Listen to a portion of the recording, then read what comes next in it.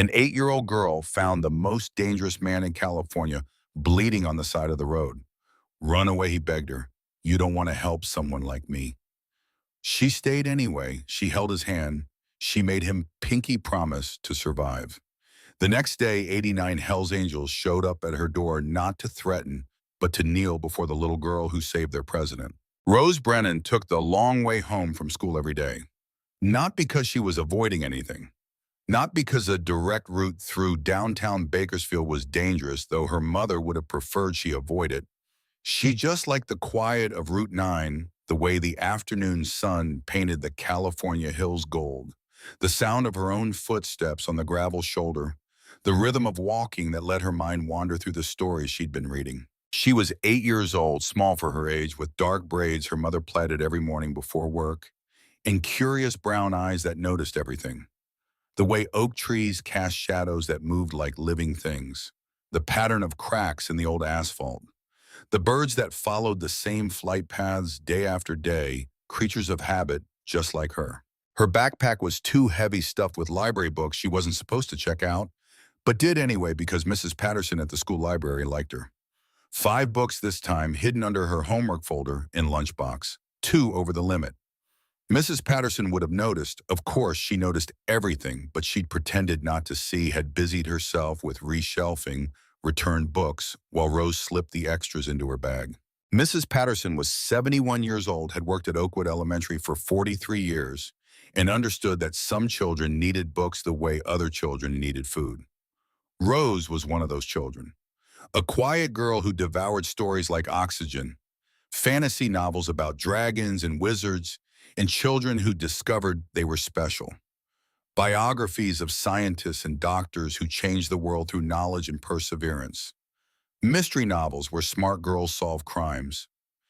Anything with words, really anything that transported her somewhere else. The books in her bag today, a biography of Marie Curie, a fantasy novel called The Last Dragon Rider, a mystery about a girl detective in Victorian London, a book about emergency medicine that Mrs. Patterson had special ordered from the district catalog, and a collection of short stories about people who'd done brave things when they were scared. Today was a Thursday in October, kind of fall day that California did better than anywhere else. The air smelled like dust and wildflowers, and the faint exhaust from the highway 3 miles east, where trucks hauled produce up from the Central Valley. The sky was that particular shade of blue that seemed to go on forever, interrupted only by wisps of clouds that looked like someone had dragged a paintbrush across canvas. Rose was thinking about the math test she had probably failed. Fractions. Those impossible numbers stacked on top of each other like a collapsing tower, numerators and denominators that never made sense no matter how many times Mrs. Chen explained them. Rose was good at reading, exceptional even, but math made her brain feel like it was trying to run through honey. She was also thinking about the leftover chicken waiting for her at home when her mother got back from her second shift. Day-old chicken from the grocery store deli that employees could buy for half price, which meant they ate a lot of chicken. Fried chicken, chicken sandwiches, chicken soup made from the bones, chicken salad when there were enough leftovers. Rose didn't mind. Chicken was better than the weeks when money was especially tight and dinner was rice and beans, rice and beans, rice and beans until Rose dreamed in beige. Her mother worked 2 jobs.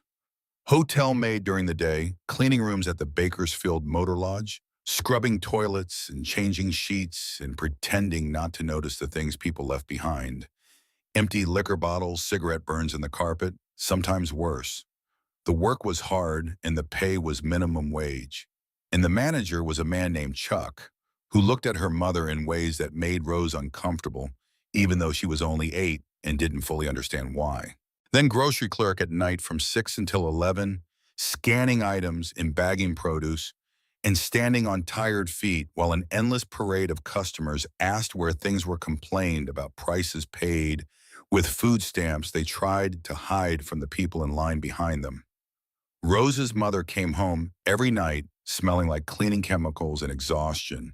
But she always asked about Rose's day, always helped with homework if there was time, always made sure Rose ate something resembling vegetables, even when all they could afford was frozen mixed vegetables from the discount bin. Diane Brennan was 34 years old and had been alone since Rose's father left before she was born. Just walked out one day when Diane was 7 months pregnant, said he wasn't ready to be a father, wasn't ready for the responsibility, wasn't ready for any of it. He'd left behind a note in an apartment full of things he didn't want to carry: a few pieces of furniture, some dishes, a TV that barely worked, no forwarding address, no child support, no birthday cards or Christmas presents, or any acknowledgement that he had a daughter somewhere in the world growing up without him. So Diane worked herself nearly to death.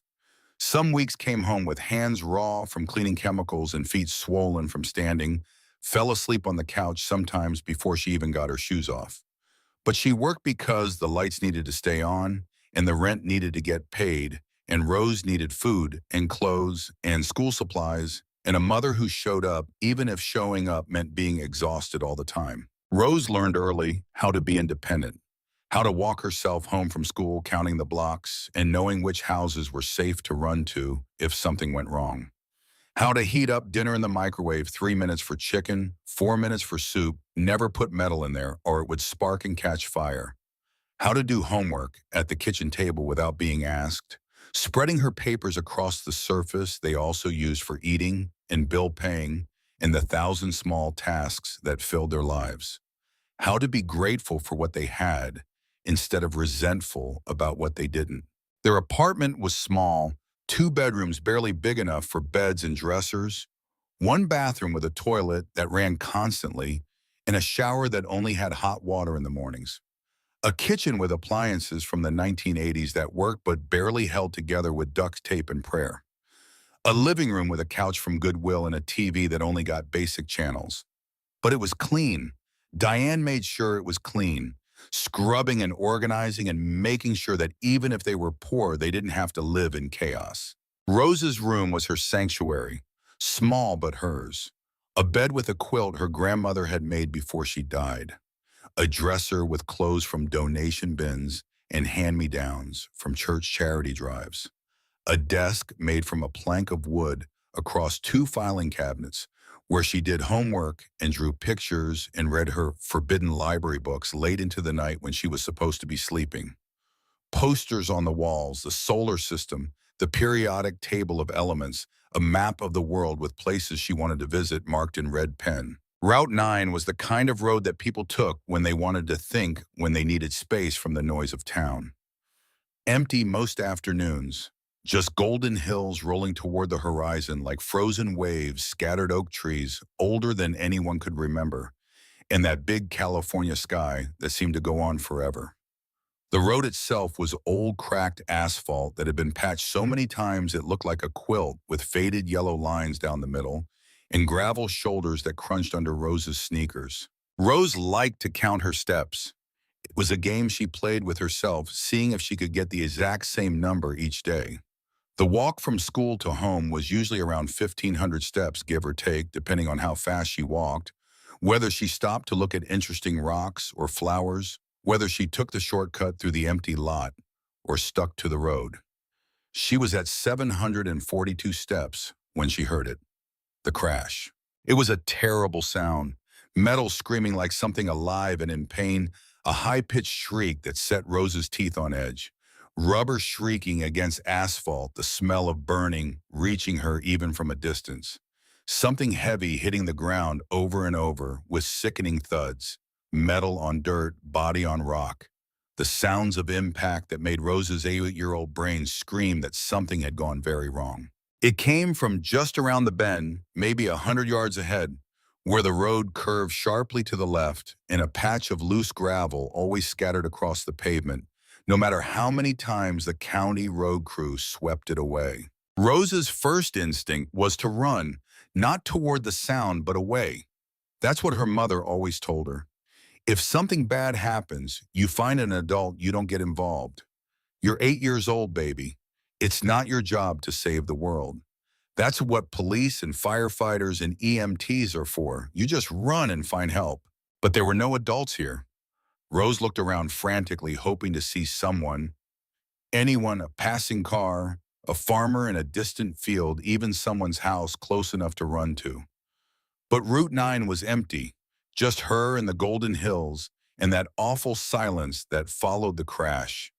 The kind of silence that felt wrong heavy, like the world was holding its breath, waiting to see what happened next. Rose ran toward it. Her sneakers, cheap ones from Walmart that were already wearing through at the toes, slapped against the asphalt as she ran. Her backpack bounced against her shoulders, heavy with forbidden books. Her heart hammered in her chest, fear and adrenaline mixing into something that made her hands shake and her breath come short. She rounded the bend and saw the motorcycle first. A massive black Harley Davidson, the kind she'd seen in movies and parked outside bars downtown, lying on its side 20 feet from the road. Chrome scraped and twisted paint scratched, revealing bare metal underneath one mirror, completely shattered. The bike was still ticking with residual heat, making small pinging sounds like it was cooling down. Smoke rose from somewhere in the engine, gray and acrid, carrying the smell of gasoline and hot metal that made Rose's nose wrinkle. A trail of destruction led from the road to a ditch where the rider had finally stopped rolling. Torn earth showing where the bike had hit first. Scattered gravel in patterns that told a story of impact and tumbling. A single boot lying in the dirt, black leather and silver buckles, knocked off in the violence of the crash. Then Rose saw the rider himself. He was huge, even crumpled in the dirt like a broken doll body twisted at angles that looked wrong. Rose could tell he was the biggest man she had ever seen, bigger than the principal at school who stood 6'3", bigger than the UPS driver who delivered packages and could carry 3 boxes at once. Just massive. Maybe 6'5", 300 pounds of muscle and bone and mass now lying still in a ditch. He wore a leather vest covered in patches. Rose's 8-year-old eyes tried to take them all in at once. Skulls grinning from the shoulders detailed with crossbones and roses. Flames licking up the sides in orange and red thread. Eagles with spread wings, symbols Rose didn't recognize, numbers and letters and insignias that meant something to someone but not to her. Words she could read even from this distance. Hell's Angels across the top in large Gothic letters. California across the bottom. And on the front, over the left breast, another patch that said President in red thread on white background. His arms were completely covered in tattoos. Snakes whining around eagles. Skulls and roses and banners with words she couldn't read from here. A full sleeve on each arm, the ink faded in some places, where it was older, bright, and fresh in others. The kind of tattoos that took years to accumulate, hundreds of hours under the needle, thousands of dollars, a commitment to covering your skin with art and symbol and meaning. His beard was long, probably reaching mid-chest when he stood streaked with gray that suggested he was older than Rose's mother, maybe in his 50s. And now the beard was streaked with blood. So much blood. It pooled beneath his head, dark and viscous, soaking into the dry California dirt and turning it mud brown. It spread across his chest, staining his white t-shirt under the vest, creating patterns that looked like maps of continents Rose had studied in geography. It ran down his face from a gash on his forehead, trickling into his eyes, pooling in the hollow of his throat. His left leg was bent at an angle that made Rose's stomach lurch and her brain scream that legs weren't supposed to bend that way. The knee was facing the wrong direction, the lower leg twisted sideways, the jeans torn, revealing bone pressing against skin from the inside. Rose stood frozen for a moment, her 8-year-old mind trying to process what she was seeing. This was bad. This was very bad. The man was dying. She didn't need medical training to know that. You didn't lose this much blood and survive without help. She should run, should find help, The man's eyes opened. They were blue. Bright, startling blue, like the sky just before sunset when the light turns everything gold and electric. The kind of blue you saw in old movies when the film was oversaturated colors too vivid to be real. And they were filled with pain. Not just physical pain, though Rose could see that too in the way his face was tight and pale, and sweat beaded despite the cool October air. But something deeper, older. The kind of pain that lives in a person for years, that settles into bones and becomes part of who they are. Kid. His voice was a rasp, barely audible like gravel shifting in a can. Kid, get out of here. Rose didn't move. Couldn't move. Her feet felt rooted to the ground, her 8-year-old body frozen in the gap between fear and action. I mean it. He tried to lift his head, muscles straining in his neck, but he only managed to raise it an inch before it fell back to the dirt with a soft thud. He groaned a sound that was more animal than human, raw and wounded and terrifying. Run. You don't want to help someone like me. Go find someone else. Find a grown-up. Rose looked at his vest more carefully now. At the patches she could read from this closer distance. Hell's Angels, California President. Below that, above the right breast, a name patch Reaper. She knew what those words meant. Everyone in Bakersfield knew. Her mother had pointed them out once at a gas station. 3 men on motorcycles, leather vests just like this one. Loud engines, rumbling tattoos visible on arms and necks. Diane had pulled Rose, close fingers tight enough on her shoulder to leave marks, and whispered urgently, "Stay away from those men. They're dangerous. They do bad things. They hurt people. If you ever see them, you walk the other way.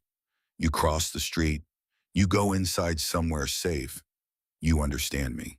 Rose had understood, had nodded obediently, wide-eyed and solemn, had filed it away in the part of her brain where other warnings lived. Don't talk to strangers offering candy. Don't get in cars with people you don't know. Don't go anywhere alone after dark. Don't trust men who seem too friendly. Don't, a litany of dangers in a world that seemed designed to hurt little girls. This man was dangerous. He was a Hell's Angel. Not just any Hell's Angel, but the president, which meant he was the most dangerous one. The leader. The one in charge of all the bad things her mother had warned her about. The violence and the drugs and the crime that made up the world of outlaw motorcycle clubs. He was also dying. Rose dropped to her backpack, heavy with forbidden library books. Her homework folder with the math test, she'd failed her lunchbox with an uneaten apple, and ran to his side. The books tumbled out as the backpack hit the ground, spilling across the dirt. Marie Curie's face on the biography cover, looking up at the California sky. The dragon from the fantasy novel spreading its wings across glossy paper. The emergency medicine textbook falling open to a page about treating traumatic bleeding. The irony so perfect it would have been funny if Rose had been old enough to appreciate it. "I'm not leaving," Rose said, her voice steadier than she felt. Steadier than any 8-year-old's voice should be when faced with a dying man and pools of blood. "My mom says you help people when they're hurt, even if you're scared, even if they're different from you." The man Reaper, his vest said his name was Reaper, stared at her with those impossible blue eyes. Up close, Rose could see they were actually 2 different shades. The left eye darker, almost navy. The right eye lighter electric blue. Heterochromia, she would learn years later when she studied genetics. But now at 8, she just thought, his eyes are beautiful and sad. "You should be scared of me, little girl." Even dying, even broken and bleeding, his voice carried authority. The kind of voice used to being obeyed. "You should run far away and never look back." "I am scared." Rose was already pulling off her jacket, her favorite one. The only jacket she owned that wasn't from a donation bin. Purple with stars embroidered on the sleeves that she'd gotten last Christmas, pulled from the church charity drive pile, where they put the nicest donations. "But you're hurt worse than I'm scared." She pressed the jacket against the wound on his head. The blood soaked through, immediately warm and terrifying against her small hands, making her fingers slippery and red. The warmth shocked her. She'd somehow expected blood to be cold, like in movies where people died and their skin turned pale and marble-like. But this was hot, almost fever hot, pumping from the gash in his forehead with each beat of his failing heart. But she didn't let go. She pressed harder, using both hands, trying to create pressure, the way she'd seen on a medical show once, trying to keep this stranger's life from leaking out into the California dirt. "What's your name?" she asked, partly because she needed to know, partly because Talking felt better than silence, partly because she remembered from that same medical show that you were supposed to keep injured people conscious and talking. What? Your name. My mom says when someone's hurt, you keep them talking so they don't fall asleep. What's your name? Your real name, not your nickname. The man made a sound that might have been a laugh if it hadn't been so pained, so wet and ragged.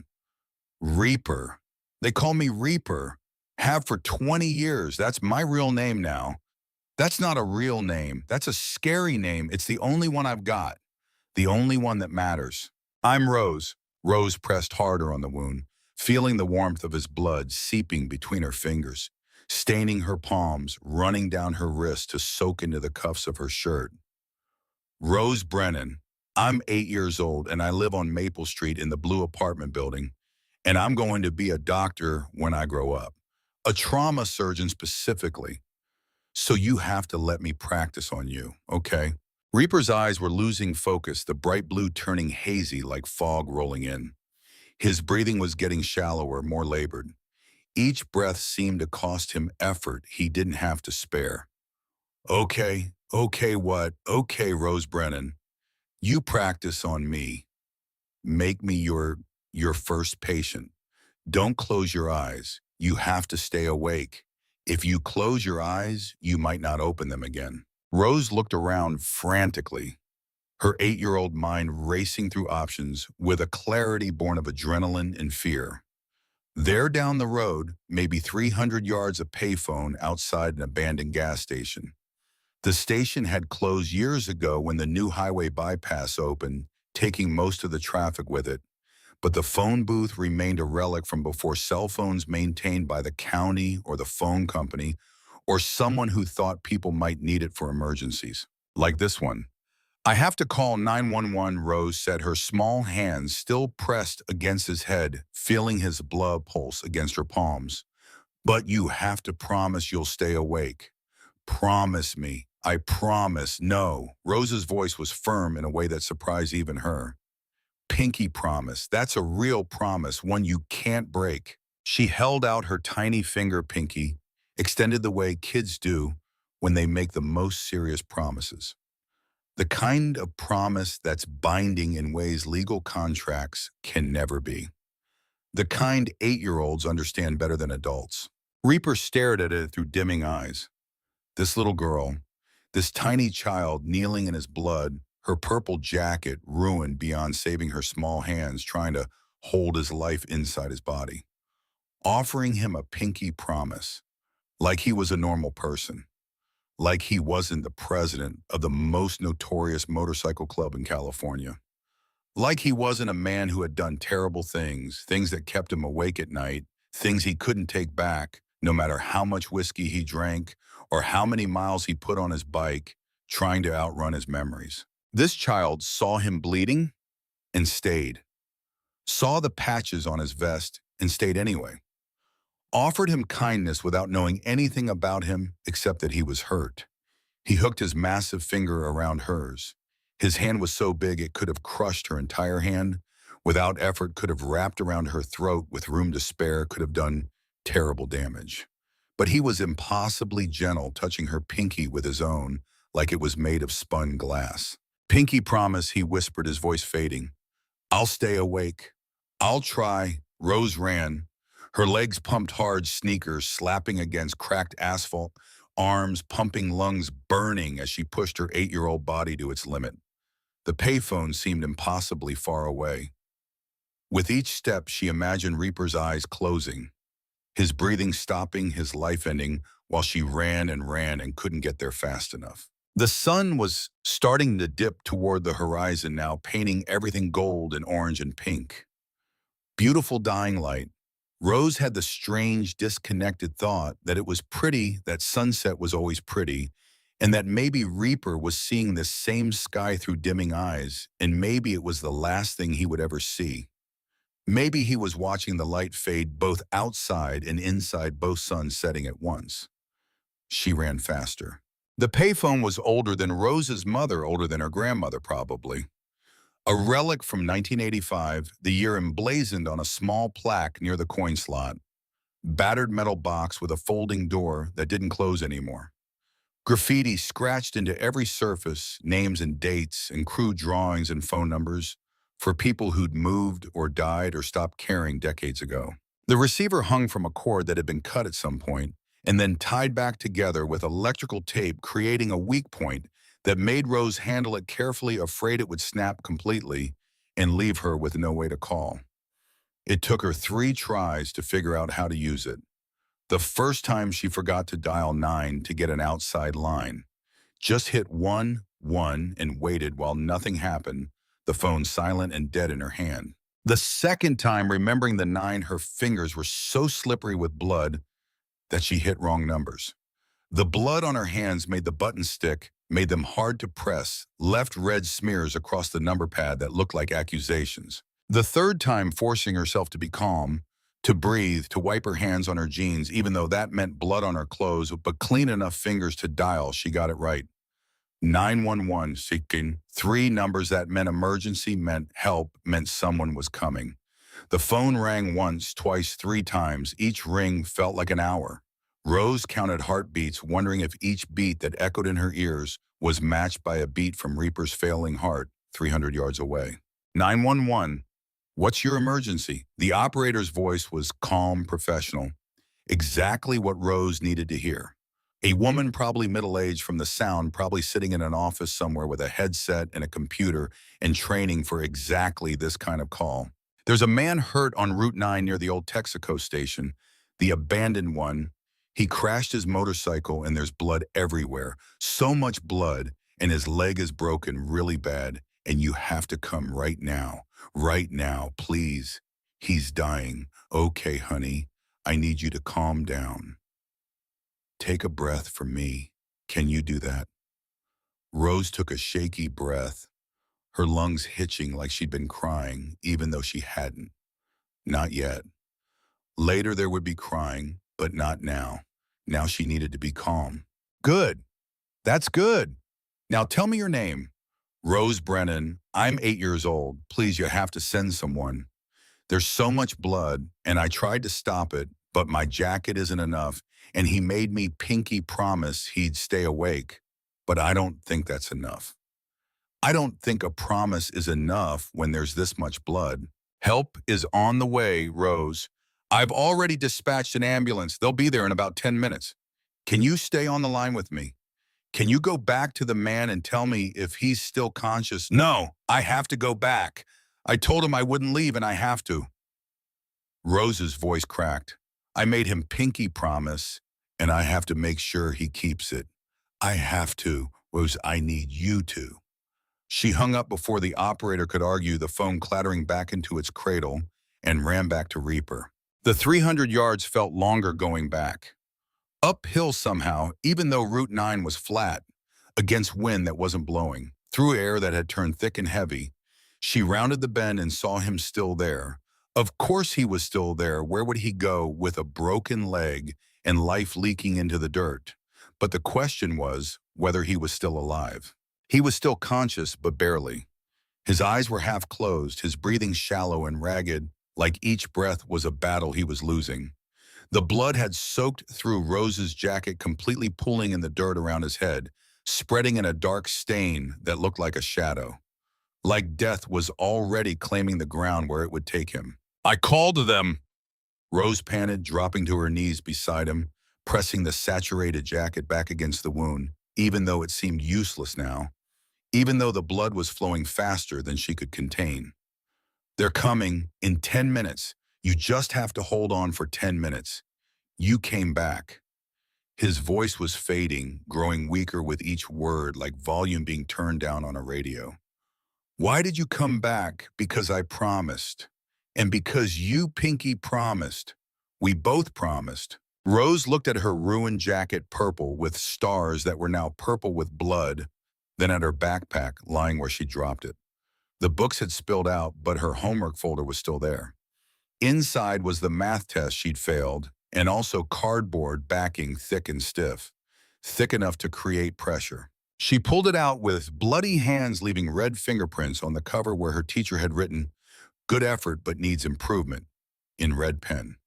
The irony wasn't lost on her even at 8 red teacher marks now covered with red blood marks. She pressed the cardboard against the head wound, adding it to the jacket, creating more pressure. It wasn't much. It probably wasn't enough. But it was all she had, and all she had would have to do. "Tell me about yourself," she said, remembering the medical shows, remembering that you keep trauma patients conscious and talking. "To stay awake. Tell me something. Anything. There's nothing good to tell. Then tell me something bad. I don't care. Just keep talking. Keep being alive." Reaper was quiet for a long moment, his breathing labored. Each breath seemed to cost him more than the last. Then so softly, Rose almost didn't hear, "I have a daughter." Had. "She doesn't talk to me anymore." "Why not?" "Because I chose the club over her." Over and over. Every time she needed me, I wasn't there. Every recital where she danced and looked for me in the audience, and I wasn't there. Every parent-teacher conference where they asked where the father was and she had to say he was busy. Every birthday where I promised I'd come and then didn't because there was club business, always club business, always something more important than my own child. His voice cracked. "She's about your age now, maybe older. Might be 11, might be 12. I don't even know, haven't seen her in 3 years. Don't even know what she looks like anymore." Rose processed this with the brutal honesty of childhood that hasn't learned to soften hard truths. "That's really sad. That's the saddest thing I ever heard." "Yeah, it is, but you could fix it." Rose's voice was certain in the way only 8-year-olds can be certain before life teaches them that some things can't be fixed. "You could say sorry. It's not that simple, kid." "Why not? My mom says sorry fixes almost everything if you really mean it." "Not like when kids say sorry because they have to, because a teacher makes them, but when grown-ups say sorry because they really truly mean it and they want to do better." Reaper looked at this strange little girl covered in his blood, her hands pressed against his head, keeping him tethered to life, offering him advice on how to repair his broken relationship with a daughter who wouldn't speak to him. Something shifted in his chest. Not the broken ribs, not the punctured lung he was pretty sure he had from the way breathing hurt like knives. Something deeper, something that felt like it was waking up after a very long sleep. "Your mom sounds smart." "She is. She works 2 jobs, even though it makes her tired all the time. Hotel maid during the day and grocery clerk at night. She comes home and her feet hurt and her back hurts, but she still helps me with homework and makes sure I eat vegetables, even though I hate them. And she never complains. Well, sometimes she complains, but not about working, just about things being expensive." Rose paused. "She's going to be really mad when she sees my jacket. This was my only good jacket. I'll buy you a new jacket. You don't have to do that. I want to." Reaper's eyes focused on her face with effort, trying to memorize her features through the haze of pain and blood loss. Small face may be pretty when she grew up, but it was hard to tell with 8-year-olds. Dark eyes, serious and old somehow. Braids coming loose from running. Blood on her cheeks where she touched her face without realizing. Rose Brennan, age 8, future trauma surgeon from Maple Street. "I'm not going to forget you." "Good, because you pinky promised, and you can't break a pinky promise. It's the most important rule, more important than regular promises." My friend Jenny broke a pinky promise once, and nobody trusted her for a whole year. "I won't break it." The siren started in the distance, faint at first, barely audible over the sound of wind through grass in the distant highway, but growing louder with each second. The most beautiful sound Rose had ever heard. Relief flooded through her small body like cold water, making her aware of how scared she'd been, how much weight she'd been carrying. The weight of a life in her 8-year-old hands. The weight of choosing to stay when running would have been easier. The weight of blood and fear, and the terrible responsibility of caring whether someone lived or died. "They're coming," she said, her voice breaking finally. "You hear that help is coming? You're going to be okay." "I hear it." Reaper reached out with his uninjured hand, his right hand, since the left was bent at an angle, suggesting something broken in the wrist or forearm, and covered Rose's small fingers with his own. His hand was massive and rough, calloused from years of gripping motorcycle handlebars and working with tools and fighting when fighting was necessary. It made Rose's hand disappear completely. Thank you for staying, for not running away. Most people would have run. Most adults would have run. I was scared, Rose admitted, tears finally coming. Now that help was close, now that she could afford to feel something besides determination. I'm still scared. I'm really, really scared. I know. That's what makes it brave, being scared and doing it anyway. He squeezed her hand gently, carefully, like she was made of something precious and fragile. You're the bravest person I've ever met, Rose Brennan. And I've met a lot of people in my life. I've known soldiers and fighters and men who claimed they weren't afraid of anything. But you're the real thing. You're actually brave. The ambulance rounded the bend, lights flashing red and blue against the golden hills, sirens screaming loud enough to scatter the birds from the oak trees. It kicked up dust as it pulled onto the shoulder brakes, squealing gravel crunching under heavy tires. Two paramedics jumped out, a man and a woman, both moving with practiced efficiency. They took in the scene in seconds, the crashed motorcycle still smoking, the massive man in Hell's Angels vest, the tiny girl covered in blood, the makeshift pressure dressing of jacket and cardboard, the pool of blood soaked into California dirt. The woman, young with kind eyes and hair pulled back in a tight ponytail, tried to lead Rose away. Come on, sweetheart. Come on, honey. You did so good, but let the professionals take over now. Let us help him. But Reaper's grip on Rose's hand tightened with surprising strength for someone who'd lost so much blood. She stays. His voice, though weak, left no room for argument. It carried the weight of command of someone used to being obeyed, of a president giving an order to his club. She's my angel. She stays with me. Sir, we need to. She stays, or I don't cooperate. Your choice. The male paramedic, older and more experienced, looked at this blood-soaked child, looked at the massive biker who clearly terrified his partner, and made a practical decision. She can ride in the ambulance, but she has to let us work. She has to step back and let us do our job.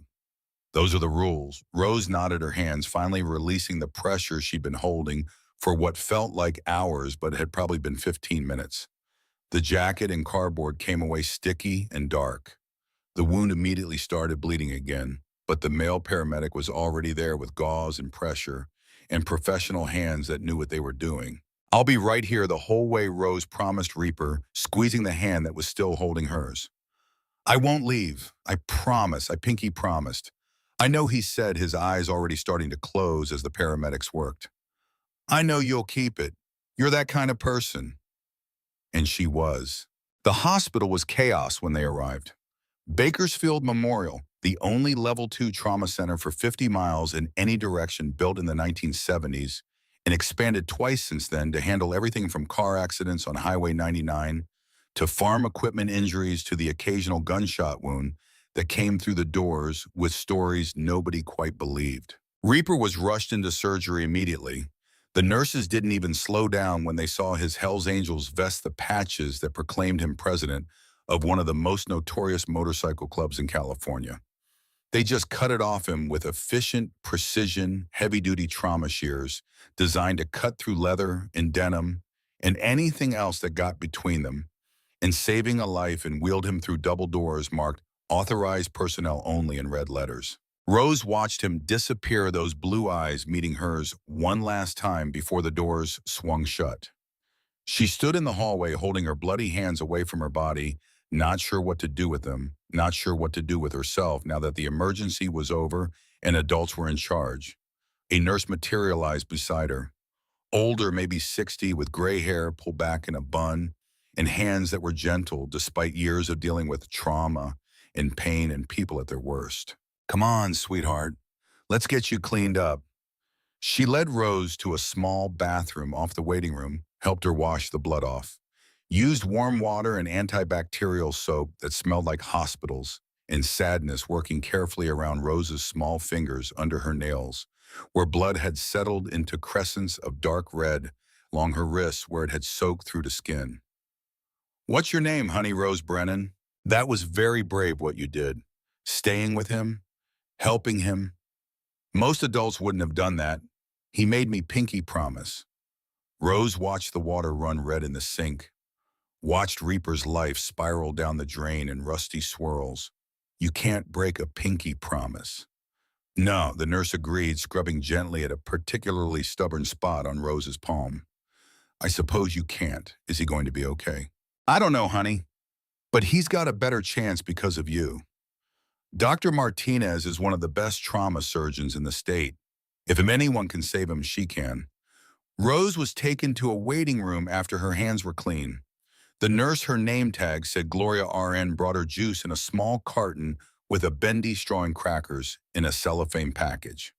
The kind of snacks you give to children to make them feel better, to give them something normal and familiar in an abnormal situation. Rose accepted them but couldn't eat.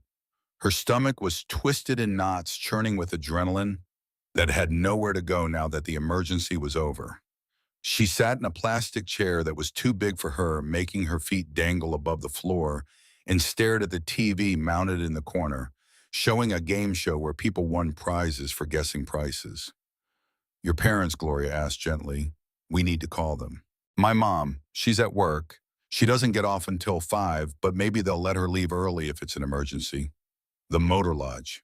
She works at the motor lodge cleaning rooms." Gloria made the call from the desk, speaking quietly into the phone, explaining the situation to whoever answered. Rose heard fragments. "Your daughter is fine. She's not injured, but there's been an incident. You should come to Bakersfield Memorial as soon as possible." Rose sat and waited. The juice was too sweet. The crackers stuck in her throat.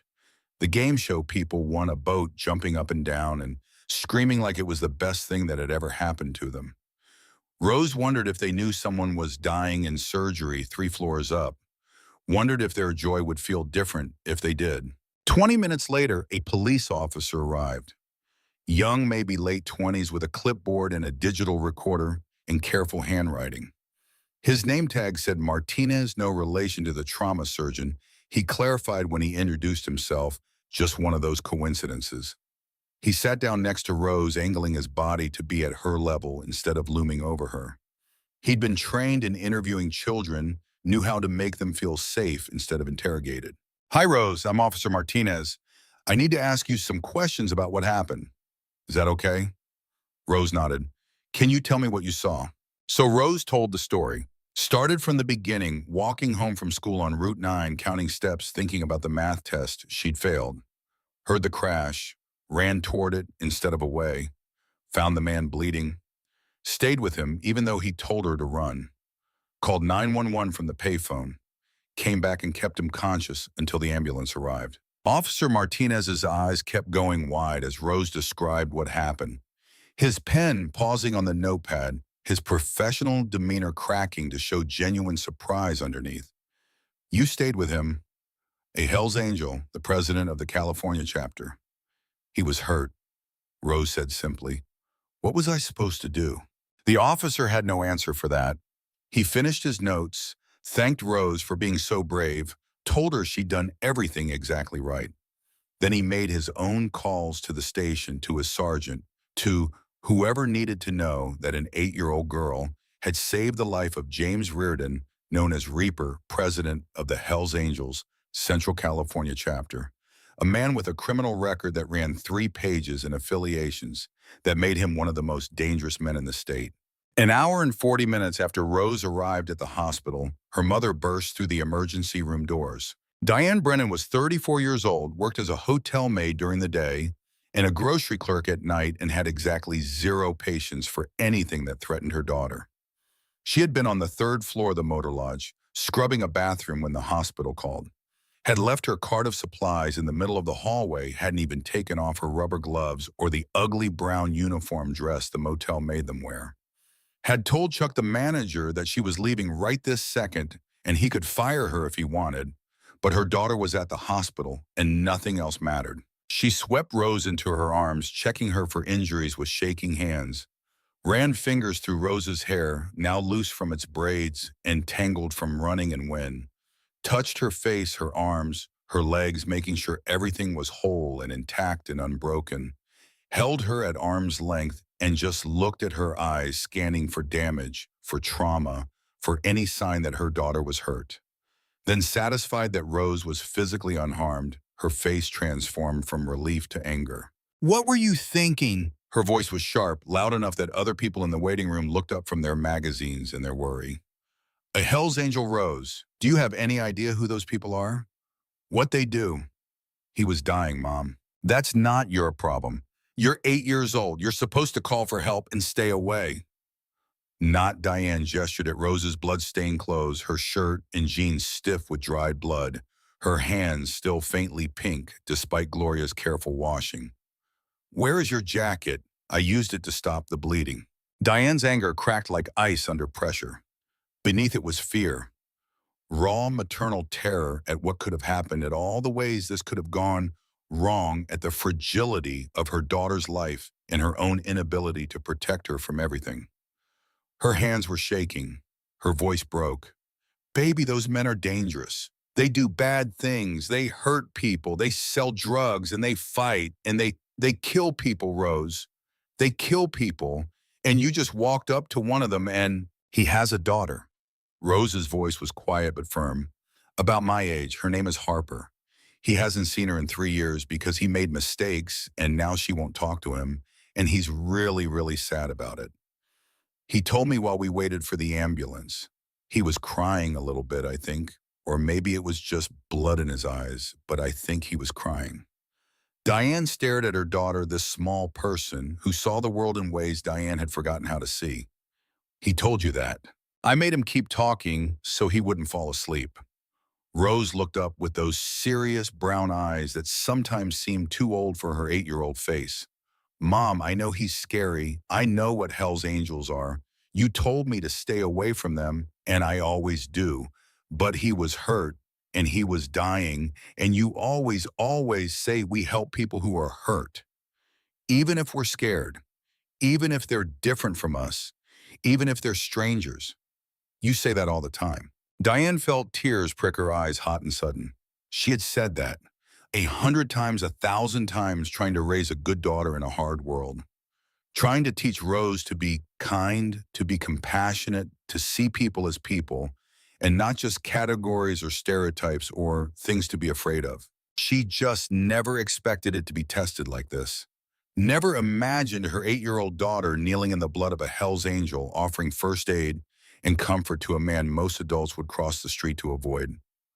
"Come here." She pulled Rose close, breathing in the smell of her daughter's hair, mixed with hospital soap, and something metallic that was probably still damp blood. "I'm proud of you. Terrified, but proud. Don't ever do anything like that again." "I won't," Rose said. Then, being honest, because she was 8 and hadn't learned yet that sometimes you told people what they wanted to hear instead of the truth. "Probably." Diane laughed despite herself, despite the fear and the blood and the impossibility of the situation. It came out shaky and tear-filled. But it was a laugh. Officer Martinez approached them, his young face serious. "Mrs. Brennan, may I speak with you for a moment?" They stepped away from Rose, just out of earshot.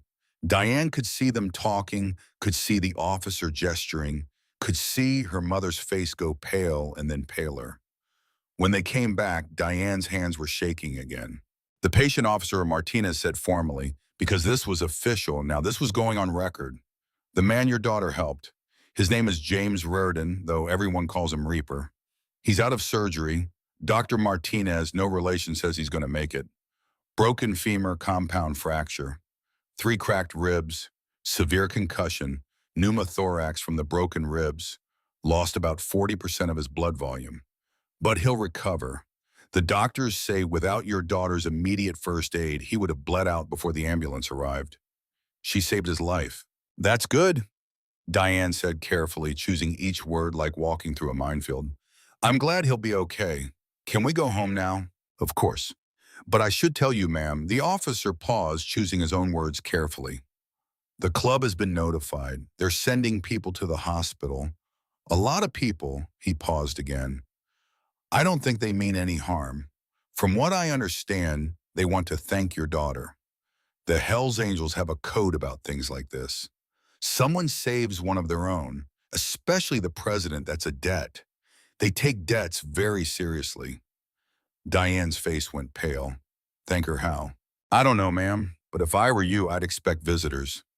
That night, Rose couldn't sleep. She lay in her small bed in their small apartment, the bed with the quilt her grandmother had made, the one with the faded flowers and careful stitching that had taken a whole summer to complete, staring at the ceiling and replaying the day over and over like a movie stuck on repeat. The crash, the blood, Reaper's blue eyes, the way his hand had swallowed hers when he squeezed it, the pinky promise, the fear, the relief when the ambulance came, the hospital, the way her mother had held her so tight it almost hurt. Her mother had been quiet during dinner. They'd eaten mac and cheese from a box comfort food that required minimal effort and even less money. Diane had made it on autopilot, measuring water and milk and butter, without really seeing what she was doing, her mind clearly elsewhere. Rose knew her mother was worried, could see it in the tension around her eyes, the way she kept looking at Rose like she might disappear if she looked away, the way she checked the locks on the door 3 times before bed. The Hells Angels were coming, the officer had said. What did that mean? Rose's 8-year-old imagination filled with possibilities. Would they be angry? Would they think Rose had seen too much, knew too much about Reaper's vulnerability? Would they come to threaten her family to make sure she didn't tell anyone what she'd seen? Would they? Rose shut down that line of thinking. It wasn't helpful. She'd done the right thing. She knew she'd done the right thing. Whatever happened next, she would face it. She finally fell asleep around midnight, exhaustion winning over anxiety, and dreamed of blue eyes and blood and motorcycles that sounded like thunder. At 7 o'clock in the morning, Rose heard them coming. The sound was like thunder rolling across the plains, like a storm approaching, like the end of the world announced in engine roar and exhaust. Deep, rumbling, growing louder with each second until it filled the apartment, made the windows rattle in their frames, made the floor vibrate under Rose's bare feet. Engines, dozens of them, maybe more. She ran to the window, her heart hammering still in her pajamas, an oversized t-shirt that had been her mother's, and underwear that was supposed to match but didn't. The street below was filling with motorcycles, black and chrome gleaming in the morning sun like some kind of mechanical army. Riders in leather vests, patches proclaiming their allegiance, faces weathered by wind and sun and years on the road. They pulled up one by one orderly as a military parade, maintaining exact spacing and synchronized movement. They lined both sides of Maple Street as far as Rose could see, past the corner store where Mr. Kim sold candy and lottery tickets, past the apartment building where the old lady with the cats lived, past the elementary school 3 blocks down. Just motorcycles and leather and men who looked like they could break the world if they wanted to. Her mother appeared beside her, face ashen, hand pressed to her mouth. Dear God. Rose tried to count but kept losing track. The numbers didn't make sense, were too big for her 8-year-old brain to hold. 50, 60, 80, more. How many motorcycles could possibly fit on one street? Later, she would learn the exact number 89 Hells Angels parked outside their tiny apartment building, representing every member of the Central California chapter. From the newest prospect to the oldest lifetime member, all gathered to honor a debt. The engines idled, filling the morning air with sound and presence and undeniable power. The kind of power that made Rose understand, maybe for the first time, exactly what her mother had been warning her about. This wasn't just some guys who rode motorcycles. This was an organization, a force, something much bigger and more dangerous than she'd understood.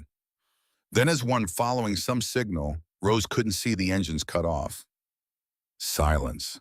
It was somehow more frightening than the noise. This sudden quiet, this held breath, this moment before something happened. A man dismounted from the lead bike. He was almost as big as Reaper, maybe 6'4", with a bald head that gleamed in the sunlight and a beard that reached his chest, threaded with gray like silver wire. His vest said Vice President under the Hells Angels patch, which meant he was second in command. the one who ran things when the president couldn't.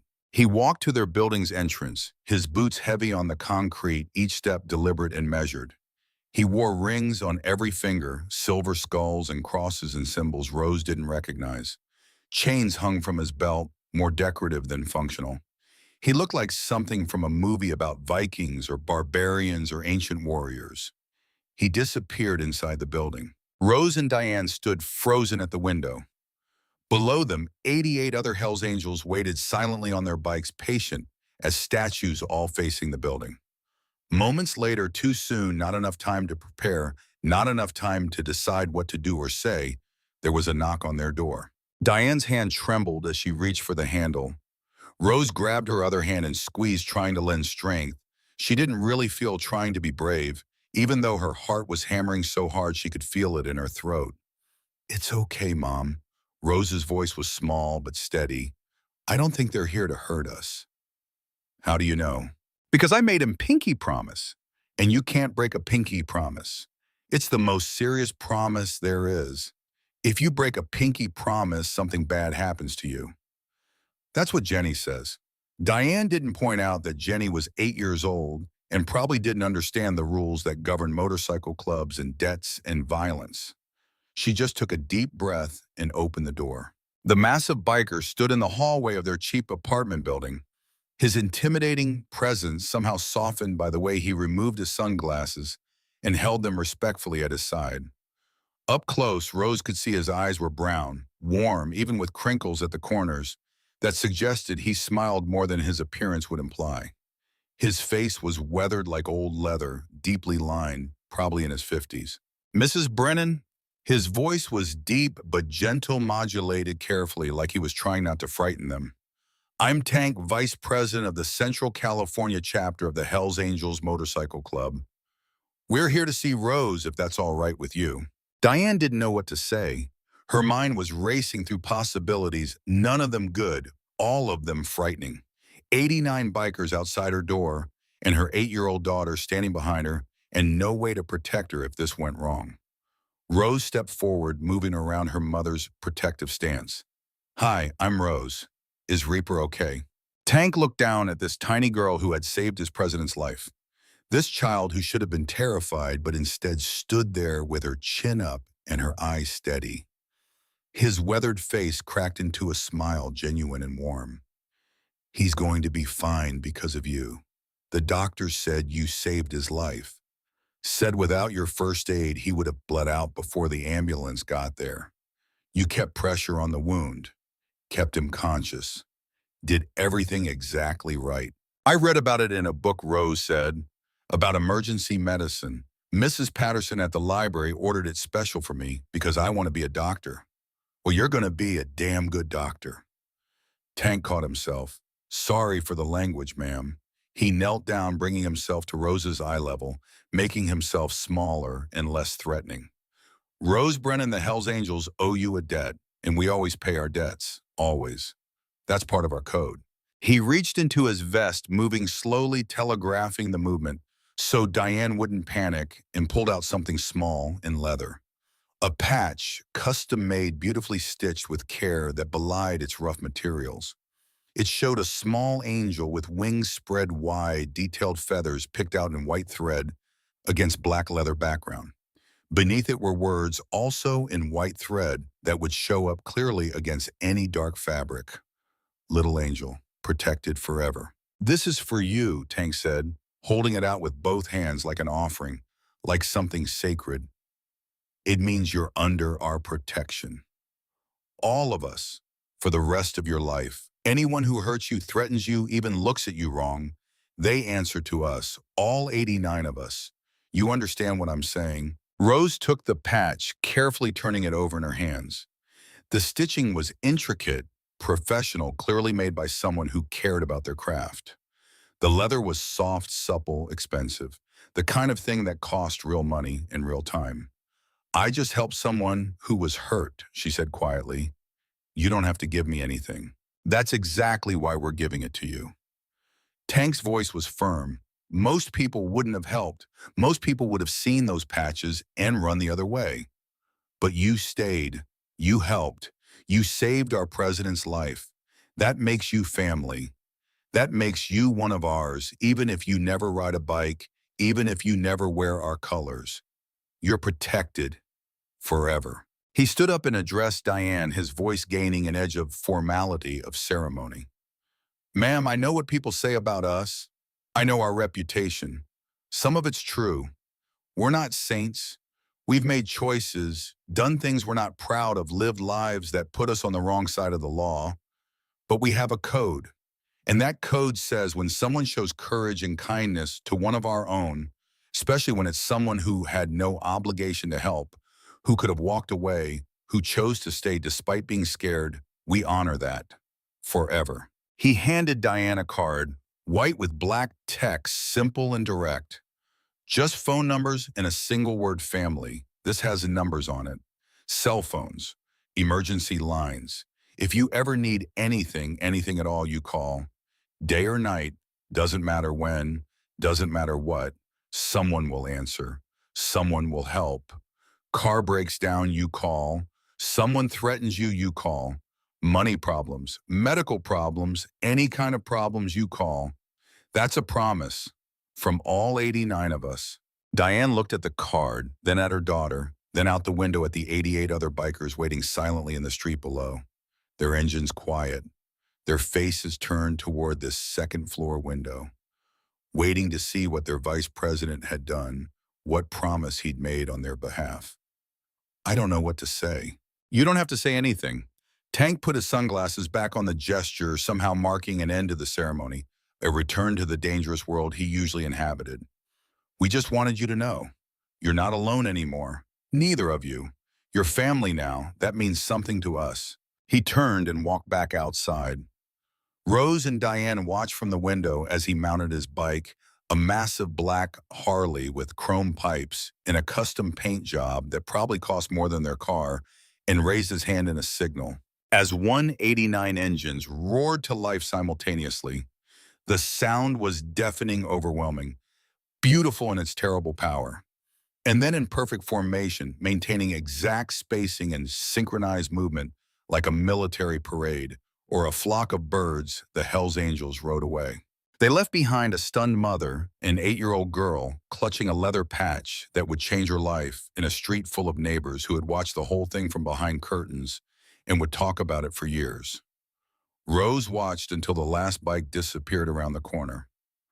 3 blocks down, the sound fading to nothing, the morning returning to normal quiet. "Mom, yeah, baby, I think I need a new jacket." Diane laughed. It came out shaky and tear-filled, bubbling up from somewhere deep inside where fear and relief and something like hope were all mixing together. "Yeah, baby, I think you're right." The days that followed were strange in ways Rose hadn't anticipated. She went back to school on Monday, expecting everything to be normal, but the story had spread. Someone's parent had been on Maple Street that morning, had seen the 89 motorcycles, had told someone else, who told someone else, until the whole school knew.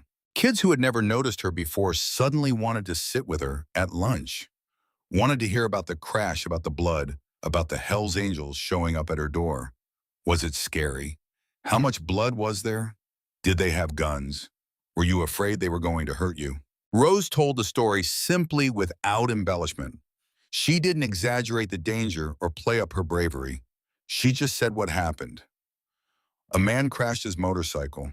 He was hurt badly. I helped him until the ambulance came. The Hells Angels came to say thank you." But some kids, the ones whose parents were nervous about gang associations, about their children associating with anyone connected to criminals, started avoiding her, sitting at different lunch tables, not picking her for teams in gym class, whispering when she walked by.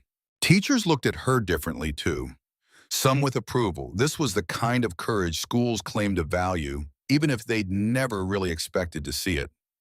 Mrs. Chen gave her an A on the math test she'd failed, writing "bravery counts for something" in the margin. Mrs. Patterson at the library hugged her and let her check out 7 books instead of 3. But others, with concern, this child had been exposed to violence, to dangers, to a world she shouldn't know existed. The school counselor, Mrs. Rodriguez, called Rose into her office for a chat. "Just checking in," she said. Making sure you're processing everything in a healthy way. Rose said she was fine, and mostly she was. The principal called Diane in for a meeting Wednesday after school, concerned about gang associations, about Rose's safety, about the appropriateness of ongoing contact with known criminals. Diane was polite but firm, using the voice she saved for dealing with difficult customers at the grocery store. My daughter saved a man's life.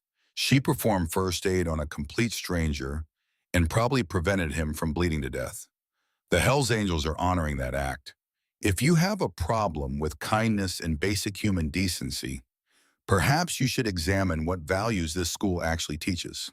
The principal backed down, made notes in a file somewhere, suggested the school counselor continue checking in with Rose, but ultimately let it go, probably realizing that taking a stance against a child who'd saved someone's life would not play well with parents or the district. Rose wore the patch on her backpack from then on, sewed it on herself with needle and thread, her stitches crooked and uneven but secure.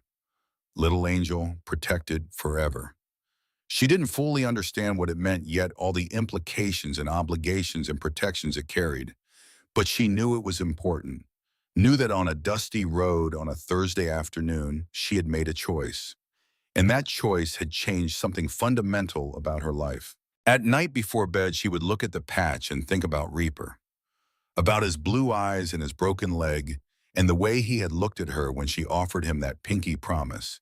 She wondered if he was thinking about his daughter Harper, if he had called her yet, if he was trying to fix what was broken. Rose hoped so, because that's what good people did. They tried to fix things even when it was hard, even when they were scared, even when 3 years of silence made the phone feel like it weighed 1,000 pounds. 2 weeks passed, then 3. Rose settled back into her routine. School 5 days a week, 7:30 to 2:30. Library books borrowed and returned and borrowed again. The long walk home on Route 9, though she walked a little faster past the spot where she had found Reaper. The memory was still too fresh, too vivid. If she closed her eyes, she could still see the blood pooling in the dirt, still feel the warmth of it soaking through her jacket, still hear the labored rasp of his breathing. Her mother had been quieter than usual, not angry exactly, but watchful, protective in a way that was new and intense. She had taken the card Tank gave her and put it in a drawer in the kitchen, tucked under the silverware tray, as if hiding it might make the whole thing less real, might restore them to the simple life they'd had before. But Rose knew better. Her mother checked on her more often now, made sure she was never walking alone after dark, asked more questions about where she was going and when she would be back. Left work early on the days Rose got out of school at 2:30 instead of 3:15, just to be there when she got home. Rose understood. Her mother was scared, scared of what could have happened, scared of what might still happen, scared of a world where 8-year-old girls had to make choices that no child should have to make, where kindness could lead to consequences neither of them could fully predict. But Rose wasn't scared anymore. Or maybe she was, but it was a different kind of scared. The kind that came from knowing you were capable of more than you thought. The kind that came from looking danger in the eye and choosing kindness anyway. The kind that made you stronger instead of smaller. On a Sunday afternoon, 3 weeks and 2 days after the crash, the phone rang. Diane answered it, her face going pale, then carefully neutral. She listened for a long moment, her free hand gripping the counter edge hard enough that her knuckles turned white. Then she looked at Rose. "It's for you," she said quietly. Rose took the phone, confused. Nobody called her. She was 8. Kids didn't get phone calls except from grandparents on birthdays, and she didn't have grandparents anymore. "Hello, Rose Brennan." The voice was deep, familiar, though stronger than it had been on the side of Route 9. Clearer, healthier. "This is Reaper, James Reardon." From the accident, Rose's heart jumped, her hand tightening on the phone. "You're okay. You're out of the hospital." "Thanks to you. Discharged 2 days ago. Legs still in a brace, ribs still hurt like hell. Sorry, still hurt a lot, but I'm alive. Because of you." There was a pause. Rose could hear background noise on his end. Voices, music, the rumble of motorcycles. He was at the clubhouse, probably surrounded by his brothers, making this call with an audience. Listen, I know this is sudden, but I wanted to ask your mom something. Is it okay if I come by to see you to say thank you properly? Rose looked at her mother. Diane's expression was unreadable, a careful mask over whatever she was actually feeling. Fear, probably. Worry, definitely. But also something else. Curiosity, maybe. Or resignation that this was happening, whether she liked it or not. Mom, it's Reaper. He wants to come visit, to say thank you. Diane took the phone back, her jaw tight. This is Diane Brennan. Rose couldn't hear what Reaper said on the other end, but she watched her mother's face carefully, saw the tension in her jaw, the protective anger that flared in her eyes, but also something else shifting underneath. A grudging respect, maybe, or just exhaustion from fighting a battle she wasn't sure she wanted to fight. All right, Diane said finally, each word measured and deliberate. Sunday, 2 o'clock. You come alone. No motorcycles parked outside my building. No vest. No patches. Just you. And if anything feels wrong, if I get any sense that this is anything other than what you say it is, you leave. Immediately. Understood. She hung up without waiting for a response. Rose looked at her mother. He's coming. He's coming. Diane's voice was firm, brooking no argument. But Rose, I need you to understand something. These men, they're not like us. They live by different rules, different codes. What you did was brave, and I'm proud of you. But this world they're part of, it's dangerous. I won't let you get pulled into something that could hurt you. I know, Mom. Do you? Because you're 8 years old. You saved someone's life, and that's amazing. But it doesn't mean you understand what you're getting involved in. These men, they do bad things, illegal things, violent things. He has a daughter named Harper who won't talk to him, Rose said quietly, and he's really sad about it. That's what I know about him. And he kept his pinky promise to stay alive. Diane sighed, pulling Rose into a hug. You have such a good heart, baby. I just don't want anyone to break it. That's Sunday at exactly 2 o'clock, not a minute before, not a minute after punctual, in a way that suggested military training or just respect for other people's time. There was a knock on the door. Rose ran to open it before her mother could stop her, her 8-year-old eagerness overriding any sense of caution. Reaper stood in the hallway and he looked different. No leather vest covered in patches and symbols of his club. No chains or rings or any of the intimidating trappings he'd worn before. Just jeans and a plain black t-shirt that showed his tattooed arms, but somehow made him look less dangerous, more human. More like someone's dad than the president of a notorious motorcycle club. He was using a cane, his left leg still in a brace that went from ankle to mid-thigh, the kind that made walking difficult and stairs nearly impossible. The cuts on his face had healed into thin pink lines that would eventually fade to silver scars. His beard was trimmed shorter, cleaner, probably by someone at the clubhouse who knew how to use clippers. But his eyes were the same. That impossible blue that Rose had seen, full of pain and fear and something like hope. You're alive, Rose said. And before anyone could stop her, before her mother could pull her back, or Reaper could prepare himself, she threw her arms around his waist. Reaper stood frozen for a long moment. He couldn't remember the last time someone had hugged him like this. With pure, uncomplicated joy. No agenda, no fear, no expectation. Just a child happy to see him alive, expressing that happiness in the direct physical way children do before they learn to hold back. Slowly, carefully, like he was handling something precious and fragile, he hugged her back. His hands were huge against her small back, could have circled her waist completely, could have hurt her without meaning to. But he was impossibly gentle. I keep my promises, Rose Brennan. His voice was rough, choked with emotion he hadn't expected to feel, especially the pinky ones. Diane watched from the doorway, arms crossed over her chest, protective, but no longer actively afraid.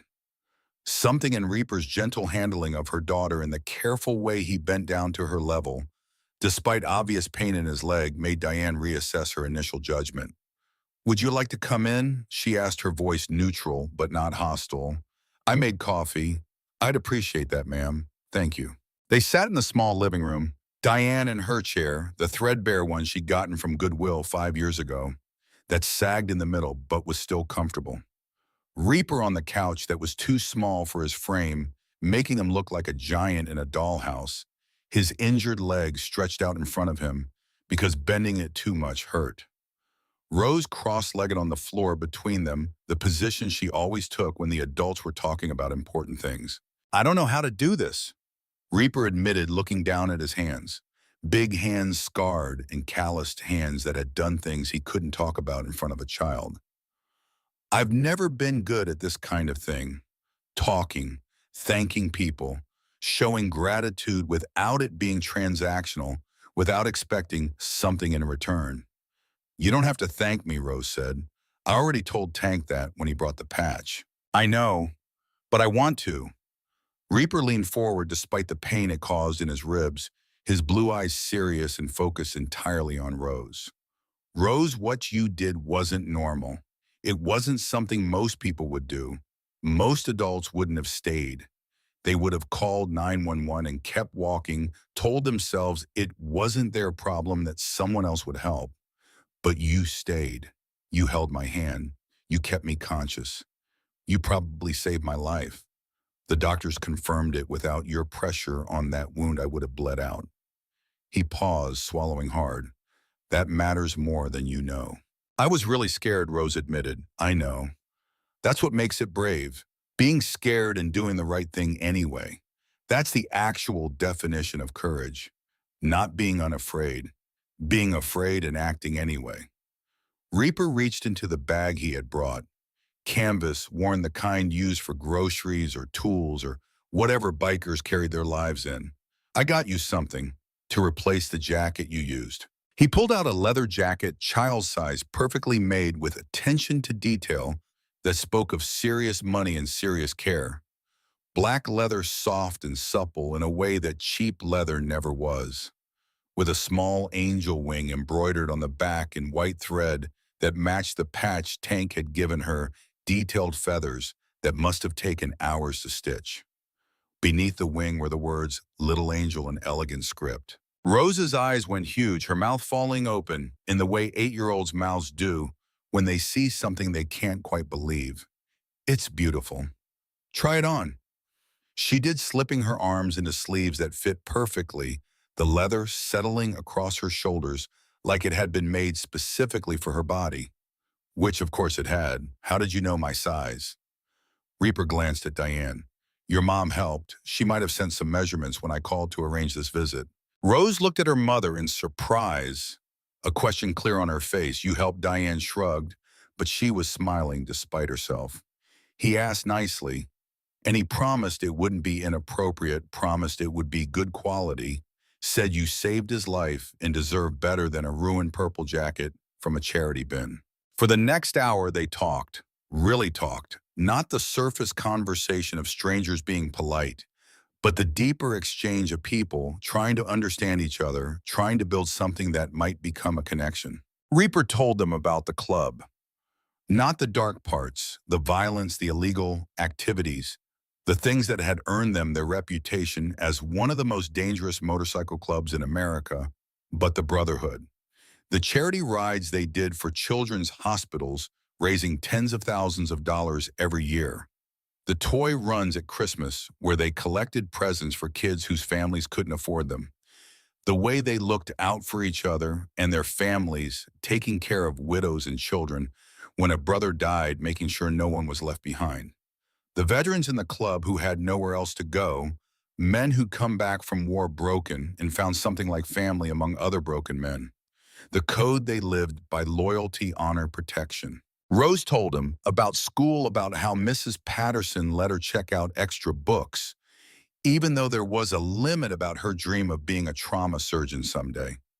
She showed him her library books currently stacked on the coffee table, the emergency medicine textbook, a biography of Marie Curie, a fantasy novel, a mystery about a girl detective. Reaper picked up the emergency medicine book, flipped through pages showing diagrams of CPR and tourniquet application and triage protocols. Advanced stuff for an 8-year-old. You really want to be a doctor. More than anything, Rose said, her voice certain in the way only children can be certain before life teaches them to hedge and qualify in doubt. I want to help people who are hurt, like I helped you, but better, with real training and equipment and knowledge. I want to save people. You'll be a great doctor, Reaper said, and meant it. You've already got the most important thing you care whether people live or die. A lot of doctors lose that somewhere along the way. Diane watched all of this massive, dangerous man talking gently with her daughter about books and dreams and futures, and felt her careful walls starting to crack. This man was dangerous. She had no illusions about that.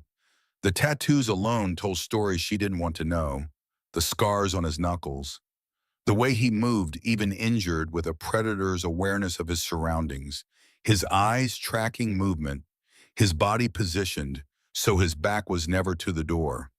But he was also honest, direct, and he looked at her daughter with something like reverence, like Rose was something precious he didn't deserve to be near. When Reaper finally stood to leave, using his cane for support, wincing slightly as his injured leg took weight, moving like someone who'd been broken and put back together, but not quite right, Rose hugged him again. Will you come back? If your mom says it's okay. He looked at Diane, waiting for permission he genuinely wasn't sure he'd receive. I don't want to intrude, but I'd like to, if that's all right.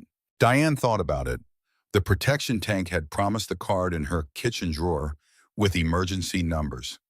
The help she suspected was coming, even though no one had said anything explicit. The way this terrifying man became careful and gentle around her daughter, modulating his voice and his movements to be less intimidating. Sunday dinner, she said finally. If you're free, nothing fancy, but you're welcome. Reaper's face showed genuine surprise, like he'd expected rejection and been given grace instead. You'd want me at your table. Rose saved your life, Diane said, her voice firm and decided. That makes you family, and family eats together. That's the rule. It was the beginning of something none of them expected. The first Sunday dinner was awkward in the way all first dinners are awkward when you're trying to figure out how to be around each other, what topics are safe, what jokes will land or fall flat, how to fill the silences that stretch too long.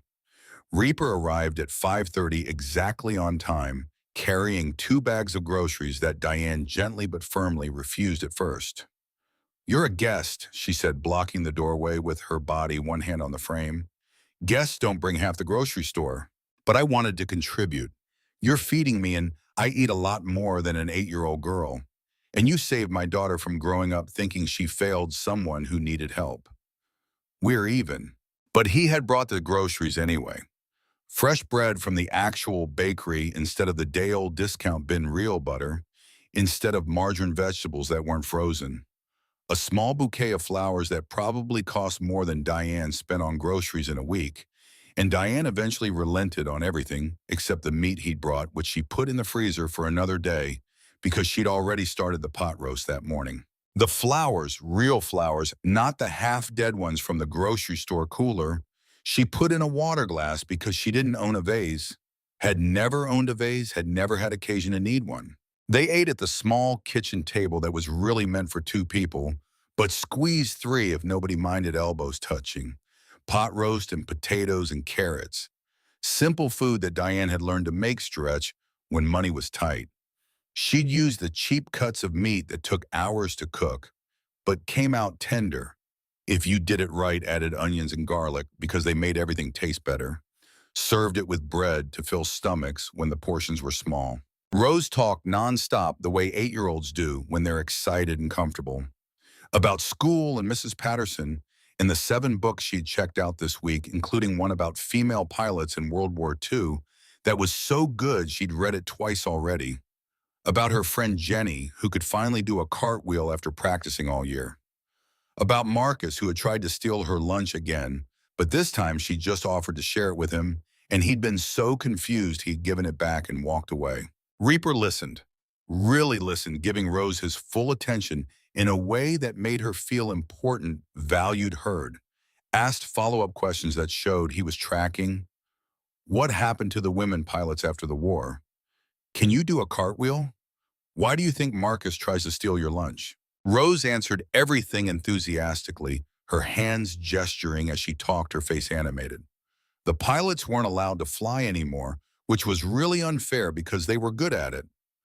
No, she couldn't do a cartwheel, but she was working on it. Maybe Marcus was hungry and didn't have lunch money and was too embarrassed to say so. That's very perceptive, Reaper said. You're probably right. Sometimes people do mean things because they're hurting and don't know how to ask for help. Like you, Rose said, with the brutal honesty of childhood that hasn't learned to soften hard truths.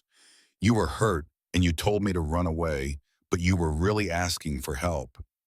Reaper was quiet for a moment. Yeah, I guess I was. After dinner, Rose pulled out her homework. Math again, those impossible fractions that never made sense no matter how many times Mrs. Chen explained them. She spread her worksheet across the table, pushing plates aside, chewing on her pencil in frustration. Reaper looked at the problems. Want help? You know math used to. Before. Before what? Before I made different choices. He helped Rose work through the problems, explaining fractions in a way that finally clicked. If you have a pizza cut into 8 slices and you eat 3, you've eaten 3/8 of the pizza. If your friend eats 2 slices, that's 2/8. Together you've eaten 5/8. See, it's just parts of a whole. You can add the tops as long as the bottoms are the same. Rose's face lit up with understanding, the kind of sudden clarity that feels like magic. Oh, the bottom number tells you how many pieces there are total, and the top number tells you how many you're talking about. Exactly. Why didn't Mrs. Chen just say that? Sometimes adults forget how to explain things simply. We get too used to the complicated way. Diane washed dishes at the sink, listening to this conversation, watching through the reflection in the window as this massive, dangerous man patiently helped her daughter with homework. His voice was gentle, his explanations clear, his praise genuine when Rose got answers right. You were a teacher, she asked, only half joking. Accountant Reaper said, not looking up from the worksheet. Before the club, worked in an office in Sacramento for about 6 years after college. Did tax returns and balance sheets and financial projections. Wore a tie every day. Had a desk with my name on a little plaque. The whole thing. Diane turned around genuinely surprised. You went to college? State school, business degree, graduated with honors actually. He finally looked up, meeting her eyes. I wasn't always this, wasn't born into the club. Made a choice to join when I was 26. Sometimes I think it was the right choice. Most of the time I know it wasn't. What happened? What made you choose this over that? Reaper was quiet for a long moment, and his hands still on Rose's worksheet, but his mind clearly elsewhere. Got tired of it, the fluorescent lights, the cubicle, the feeling like I was wasting my life doing something that didn't matter, making rich people richer while I counted their money for them. He paused, met some guys who rode motorcycles, started riding with them on weekends, then more than weekends. Then I quit my job and never went back. Thought I was choosing freedom. Turns out I was choosing something else entirely. Do you regret it some days? Most days, maybe. Reaper looked at Rose, her dark head bent over her homework, tongue stuck out slightly, in concentration as she worked through another problem. But if I hadn't made those choices, I wouldn't have been on that road. Wouldn't have met her. So maybe everything happens the way it's supposed to. That's a convenient philosophy, Diane said, but there was no judgment in her voice. Just observation. Yeah, Reaper agreed. It is. The evening ended early, around 7:30, because Rose had school in the morning, and Reaper's leg was clearly hurting from sitting in one position too long. He thanked them both, shook Diane's hand with surprising gentleness for someone his size, and hugged Rose goodbye. See you next Sunday, Rose asked, hopeful. If your mom says yes, Diane nodded. Next Sunday. The weeks that followed developed a rhythm, a pattern that slowly became normal, became expected, became something they all looked forward to. Sunday dinners every week without fail. Reaper would arrive at 5:30, always bringing something small that Diane would protest and then accept. Flowers most weeks, sometimes bread from the bakery. Once a children's book about a girl who became a doctor that made Rose's eyes light up like Christmas morning. He never wore his vest to their apartment, never mentioned the club unless asked, never let his world bleed into theirs more than necessary. He was just a man trying to figure out how to be present, how to show up, how to be worth the second chance an 8-year-old girl had given him. One Sunday in November, after Rose had gone to bed tucked in at 8:30, with her library books and permission to read for half an hour before lights out, Reaper helped Diane with dishes. They worked in comfortable silence that had developed over weeks of these dinners, her washing him drying with a dish towel that had cartoon cats on it and was fraying at the edges. I called my daughter, Reaper said suddenly, breaking the comfortable quiet. Diane's hands stilled in the soapy water. What did she say? She hung up. Reaper's voice was flat, carefully controlled in the way people sound when they're trying not to show how much something hurt. But I called again the next day, and the day after that, every day for a week. Finally, on day 8, she answered and actually talked, just for a few minutes. But it was something. That's progress. Is it? Or am I just harassing her until she gives in from exhaustion? Did you apologize? Yeah. Said I was sorry for every birthday I missed, every promise I broke, every time I chose the club over her. Every recital where she danced and I wasn't in the audience. Every parent-teacher conference where they asked where her father was. Every time she needed me and I wasn't there. Reaper's hands were still on the dish he was drying, not moving, just holding it. Said I understood if she never wanted to see me again, but I needed her to know I was sorry, that I'd spend the rest of my life being sorry if that's what it took. What did she say? Said she'd think about it, then hung up. Diane dried her hands on a towel, turned to face him. Rose told me what you said, on the road, about having a daughter, about how you weren't there for her. I wasn't. I was a terrible father. I'm a terrible father, but you're trying now. That counts for something, does it? Reaper's blue eyes were troubled. Trying now doesn't fix what I broke then. Doesn't give her back the childhood I stole from her by being absent. No, Diane agreed. It doesn't. But it's better than not trying, better than letting 3 years turn into 4, then 5, then forever. Better than her growing up thinking you didn't care enough to even try. Rose said I should just keep saying sorry. That sorry fixes almost everything if you mean it. Out of the mouths of babes. She's a smart kid. You raised her well. I'm trying, Diane said, leaning against the counter, crossing her arms. Same as you're trying with your daughter. That's all any of us can do. Try. Show up. Keep saying sorry until maybe it starts to mean something. Reaper nodded slowly. You know what Rose does? She writes things down, things I say about Harper. That's my daughter's name, Harper. Rose writes it all in a notebook. Things like Harper's favorite color is purple. Harper wants to be a veterinarian. Harper is smart and kind, keeps track like she's building evidence that I care. That is evidence that you care. Is it enough? I don't know, Diane said honestly. But it's something, and something is more than nothing. The protection tank had promise manifested in subtle ways over the following months, ways that Diane noticed but didn't quite know how to feel about. Her car, a 1998 Honda Civic with 180,000 miles and a grinding noise in the transmission that had been getting worse for months, was suddenly fixed. She came out one morning to drive to work, and it ran smooth as silk, shifted gears perfectly. No grinding, no hesitation. There was a note on the windshield in handwriting she didn't recognize. Paid in full. Don't worry about it. She called the mechanic, a guy named Ray, who ran a shop 3 blocks over. He hemmed and hawed, clearly uncomfortable, before admitting that someone had come by late the previous night with cash, told him to fix whatever needed fixing on Diane Brennan's car, paid for parts and labor up front, and said not to tell her who'd done it. But Diane knew. She didn't know whether to be grateful or angry. Settled on both. The grocery gift cards started appearing in her mailbox 2 weeks later. $50 Visa gift cards that could be used anywhere, no explanation, no note, just appearing every other Tuesday like clockwork. Diane tried to refuse the first one, even threw it away in a moment of pride and independence, but then Rose needed new shoes because she'd grown half a size and winter clothes because California did get cold sometimes, and the electric bill came and pride was expensive. She kept the cards after that, used them. Told herself it was temporary just until she got ahead a little, just until she could afford to refuse help. That day never quite came.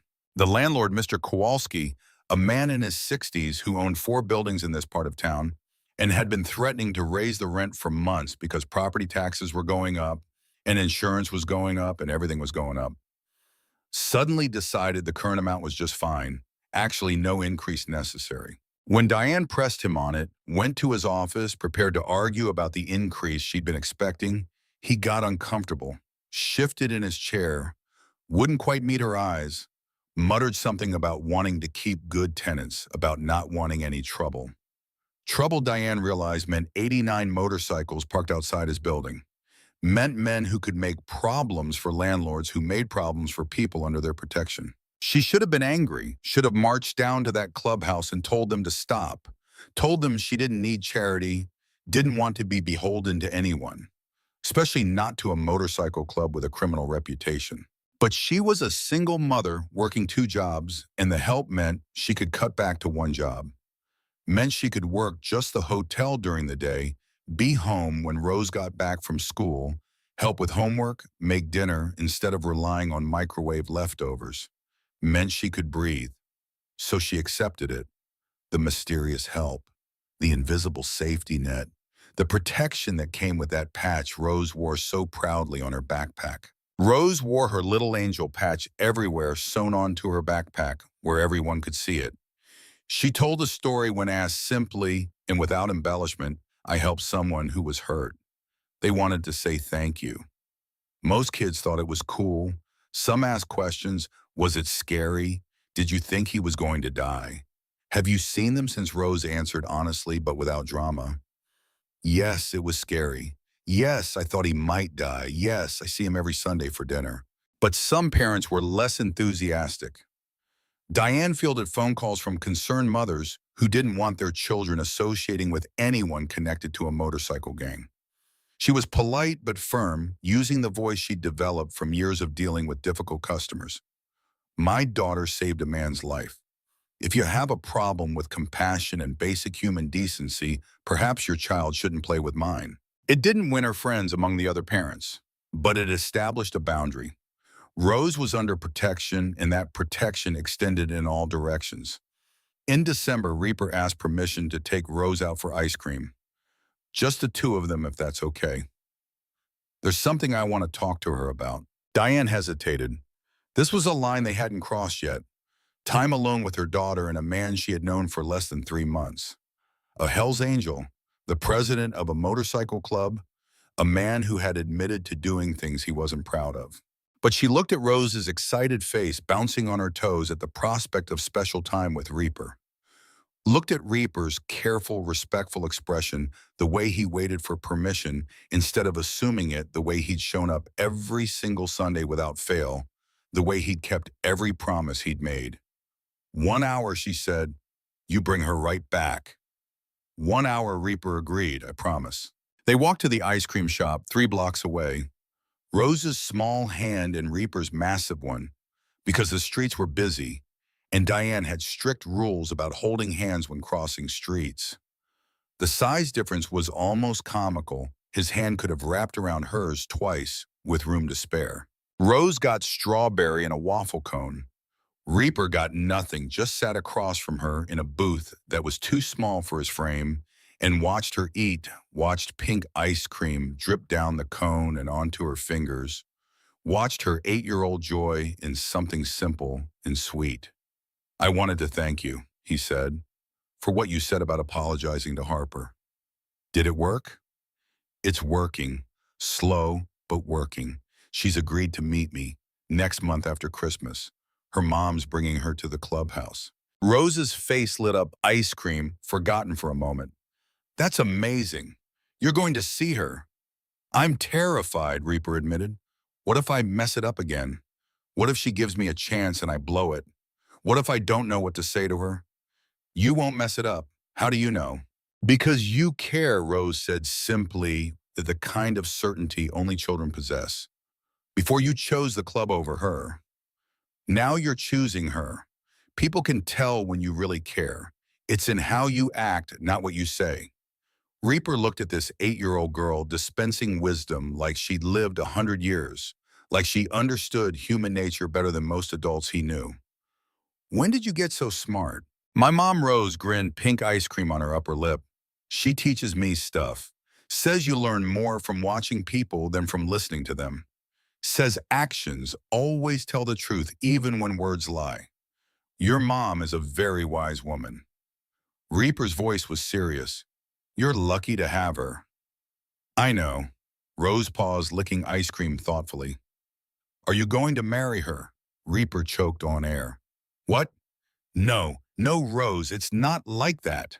Oh, Rose looked disappointed. I just thought, you come over every Sunday and you help with homework and you make her laugh sometimes and she made you that scarf for Christmas. It was just a scarf. I care about your mom as a friend, someone I respect, but that's all. Reaper felt the need to be very clear about this to shut down any 8-year-old matchmaking before it got started. I'm not here to replace anyone or complicate your lives. I'm here because I owe you a debt I can never repay, and because somewhere along the way you both became family to me. Family Rose repeated, testing the word. Like the club. Different from the club. Better than the club, maybe. Reaper looked out the window at the December evening lights starting to come on. In shop windows, people hurrying past with shopping bags full of Christmas presents. The club is bound by loyalty and code and sometimes by fear. This, he gestured between them, this is bound by choice. We choose to care about each other, not because we have to, but because we want to. Rose nodded like this made perfect sense. I choose you too. Those 4 words did something to Reaper's carefully guarded heart. Made it crack open a little wider, let in a little more light than he was used to carrying. They walked back to the apartment in comfortable silence.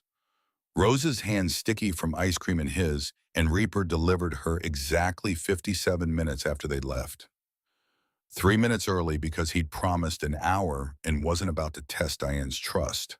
Christmas came, and with it, the kind of modest celebration Diane and Rose were used to. A small tree from the lot that sold them half price on Christmas Eve because they wouldn't keep until tomorrow. Presents wrapped in newspaper comics because wrapping paper was expensive. A chicken from the deli instead of a turkey because turkeys cost $40, and that was groceries for a week. Christmas morning at 7 a.m., there was a knock on the door. Tank stood there with 4 large boxes all wrapped in actual wrapping paper, expensive-looking stuff, with Santa and snowflakes. Behind him, visible through the stairwell window, 3 other Hell's Angels waited with more boxes. Merry Christmas, Tank said simply, from the club. Diane wanted to refuse, wanted to maintain some boundary between their small life and this world of leather and motorcycles and debts that kept growing instead of shrinking. But Rose's eyes were so wide and Tank's smile was so genuine, and the boxes were already inside, somehow carried in by men with tattoos and beards who said, "Excuse me, ma'am," and "Where would you like these?" with surprising politeness. The first box was for Rose.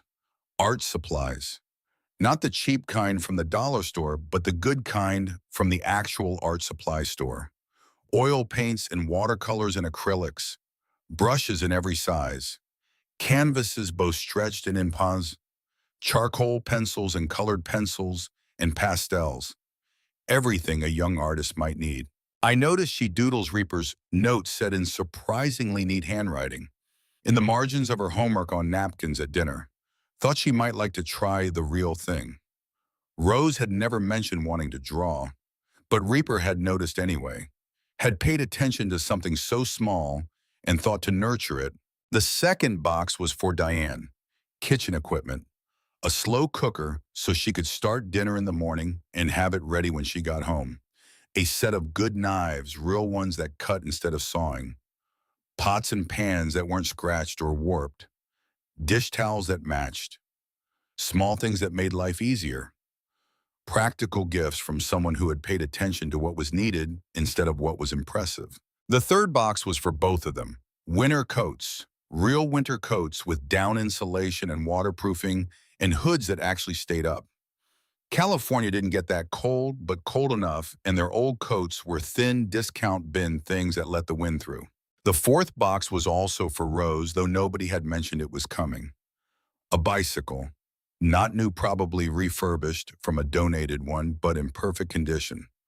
Purple with silver streamers on the handlebars, and a basket on the front, and a bell that actually rang clear and bright. Diane cried. Not sad tears, but overwhelmed ones. The kind that come when you realize you're not as alone as you thought, that people are looking out for you in ways you didn't know you needed. She tried to hide it, turned away to wipe her eyes, but Tank saw anyway. You've been good to our president, he said quietly. Let us be good to you. Rose hugged her art supplies like they were alive, her face buried in the boxes, breathing in the smell of new paper and fresh paint. Then she hugged Tank, this massive biker who'd knelt in her apartment months ago, and he hugged her back with surprising gentleness. Thank you, Rose said. Tell everyone thank you. You can tell them yourself at your birthday party, Tank said. If your mom says yes. And that was how Rose ended up having her 9th birthday party at a Hells Angels clubhouse. Diane had planned a small party at the apartment. Just a few kids from school, homemade cake, the usual modest celebration. But when Rose came home from school the Friday before her birthday, there was a message. Tank had called. The club wanted to throw Rose a party at the clubhouse, if Diane would allow it. Diane's first instinct was, no, absolutely not. Her 9-year-old daughter did not need to be inside a Hells Angels clubhouse, didn't need to be that deep into this world, didn't need to see whatever went on in those buildings. But Rose's eyes were so hopeful. And Reaper had promised it would be family-friendly, no drinking, no smoking, no club business, just cake and games and kids. He'd promised on his pinky, which Rose said was the most serious kind of promise. Diane called Tank back, her voice firm. If there's one thing out of place, one thing that makes me uncomfortable, we leave. Immediately. Understood. Understood, Tank said. You have my word. The clubhouse had been transformed by the time they arrived Saturday afternoon. Located on the outskirts of town in a building that had once been a warehouse, it normally looked exactly like what it was, the headquarters of an outlaw motorcycle club. Dark, imposing, surrounded by bikes and men who looked like they could break you in half. But today, it looked like a child's birthday party had exploded inside. Streamers in every color hanging from the ceiling. Balloons tied to chairs and tables and motorcycle handlebars. A bouncy castle set up in the parking lot, massive and purple, and already filled with shrieking children. Tables laden with food, not just cake, but also sandwiches and fruit and vegetables and things that actual children would eat. A DJ in one corner, playing kid-friendly music. A face painter in another. A magician warming up his act near the stage. Someone had even rented a petting zoo, miniature goats and rabbits, and a very patient pony giving rides in circles. 89 bikers were there, many with their own children and grandchildren. Wives and girlfriends helping set up. Kids ranging from toddlers to teenagers, all of them comfortable in this space, all of them knowing this was their extended family too. Rose walked in wearing her leather jacket and her little angel patch and was immediately swarmed by children. Biker kids who knew what it meant to be part of this world, who understood loyalty and protection and chosen family in ways civilian kids never would. Diane stood near the door, ready to grab Rose and run if needed. But then she saw Tank organizing relay races with surprising patience. Saw Reaper setting up a craft table with the art supplies he'd given Rose for Christmas. Saw these supposedly dangerous men playing gently with children, their own and others.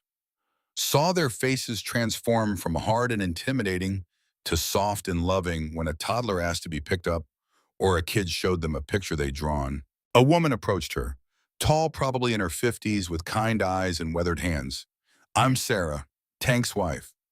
Diane shook her hand, trying to reconcile this normal-looking woman with the vice president of a motorcycle club. "This is overwhelming." Sarah laughed, warm and genuine. "I know. My first club event, I was terrified. Thought I was walking into a gang headquarters. Took me months to understand what this really is." "What is it?" "Family," Sarah said simply. "These men, they've made choices, done things they're not proud of, lived lives that put them on the wrong side of the law sometimes. But they have a code, and that code says you take care of your own. Your daughter, she's one of ours now, saved our president's life. That makes her family. I'm still not sure how I feel about that." "Fair enough," Sarah gestured around the room. "But look at them. Really look. These aren't monsters. They're fathers, brothers, uncles, men who show up when it matters. Your daughter saved one of them, and they're showing up for her. That's the code." Diane looked, saw Reaper lifting Rose onto his shoulders so she could see over the crowd of kids surrounding the magician, her laughter carrying across the clubhouse.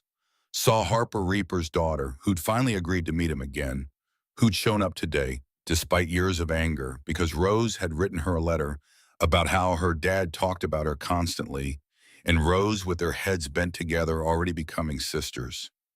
Saw this community that had formed around one small act of kindness. Maybe, Diane thought, maybe this is okay. The party lasted hours. Rose opened presents, too many presents, everything from more art supplies to books to a custom helmet for when she was old enough to ride purple with stars that matched her jacket. She was glowing with joy, surrounded by people who had claimed her as theirs, who'd shown up to celebrate her because that's what family did. At the end, Tank made a speech, short, direct, the way bikers talk when they're saying something important. "This little girl saved our president. She was 8 years old, she was scared, and she stayed anyway. She held his hand and made him promise to live. That makes her family." He looked around at all 89 members. "Anyone here disagrees, speak now." Silence. Then, like a wave, building 89 voices in unison. "Family," Rose looked up at Diane, her 9-year-old face serious. "Mom, is this okay, all of this?" Diane thought about it, about the help and the protection and the way her daughter had changed these men just by being kind. About how Reaper had transformed from a dangerous stranger to someone she trusted with her child. About how Harper had started to forgive because Rose had shown her it was possible. "Yeah, baby," Diane smiled, meaning it. "This is okay." The years that followed were not perfect, but they were good, better than good. They were the kind of years that build a foundation that teach you who you are and who you want to be, that show you what family means when it's chosen instead of given. Rose turned 10. Middle school loomed on the horizon like a storm cloud full of promise and threat in equal measure. Bigger kids, harder classes, the social labyrinth of adolescence beginning to reveal itself. She was nervous in the way all children are nervous about new things, about leaving behind the familiar safety of elementary school. The bullying started in October of her first year. It was Marcus again, the same boy from elementary school who had once tried to steal her lunch. But middle school had changed him, made him meaner, or maybe just more obvious about the meanness that had always been there. He was bigger now, had friends who followed his lead, and they targeted Rose for being small, for being quiet, for wearing a strange patch on her backpack that they didn't understand. Hell's Angels, little pet Marcus called her in the hallway between classes loud enough for everyone to hear. "Think you're tough because you got biker friends." Rose didn't respond. Her mother had taught her that some people weren't worth the energy that engaging with bullies just gave them what they wanted. But Marcus persisted. Every day, little comments, shoves in the hallway that were just hard enough to hurt, but not hard enough to get caught. Her books knocked to the floor. Her jacket stolen from her locker and found later in a trash can. Rose didn't tell anyone. Not Diane, not Reaper. She was 10 years old and trying to handle it herself, trying to prove she could solve her own problems without running to adults every time something was hard. But the club noticed anyway. Tank's daughter Melissa went to the same middle school, was in 8th grade when Rose started 6th. She saw what was happening, saw Marcus shove Rose hard enough that she fell, saw him laughing while Rose picked up her scattered books. Melissa didn't intervene directly. That would have made things worse for Rose, would have marked her as someone who needed protection. But she told her father that night over dinner. Tank told Reaper, and Reaper, who had promised to protect Rose, made a phone call. 2 weeks later, Marcus's family moved, transferred to another district. Something about his father getting a job offer in Sacramento, too good to pass up, had to relocate immediately, house already on the market. Rose heard about it from another student on a Tuesday morning. Came home that day and found Reaper at the Sunday dinner table, even though it was Tuesday, helping Diane prepare vegetables for a stew. "Did you do something?" Rose asked him directly. Her backpack still on, still in her jacket, her 10-year-old face serious. Reaper looked at her, his blue eyes steady. "Someone was hurting you. That's not acceptable. I didn't ask you to fix it." "No, you didn't. But the patch you wear means something. It means you're protected. That protection doesn't stop just because you don't ask for it." Rose thought about this. Part of her was grateful the bullying had been wearing her down, making her dread school, making her stomach hurt every morning. But part of her felt like something had been taken from her.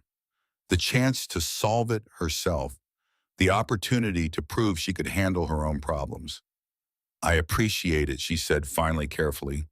"But next time, can you ask me first before you fix things? Can we talk about it?" Reaper considered this. It went against every instinct he had, every code the club lived by. You protected your own, no questions asked, no permission needed. That was the rule. But this was Rose, and Rose was teaching him different rules, better rules maybe. "Okay," he agreed. "Next time we talk first. I'll tell you what I'm planning to do and we'll decide together. Deal?" Deal. It was a small moment, easily overlooked. But it was important.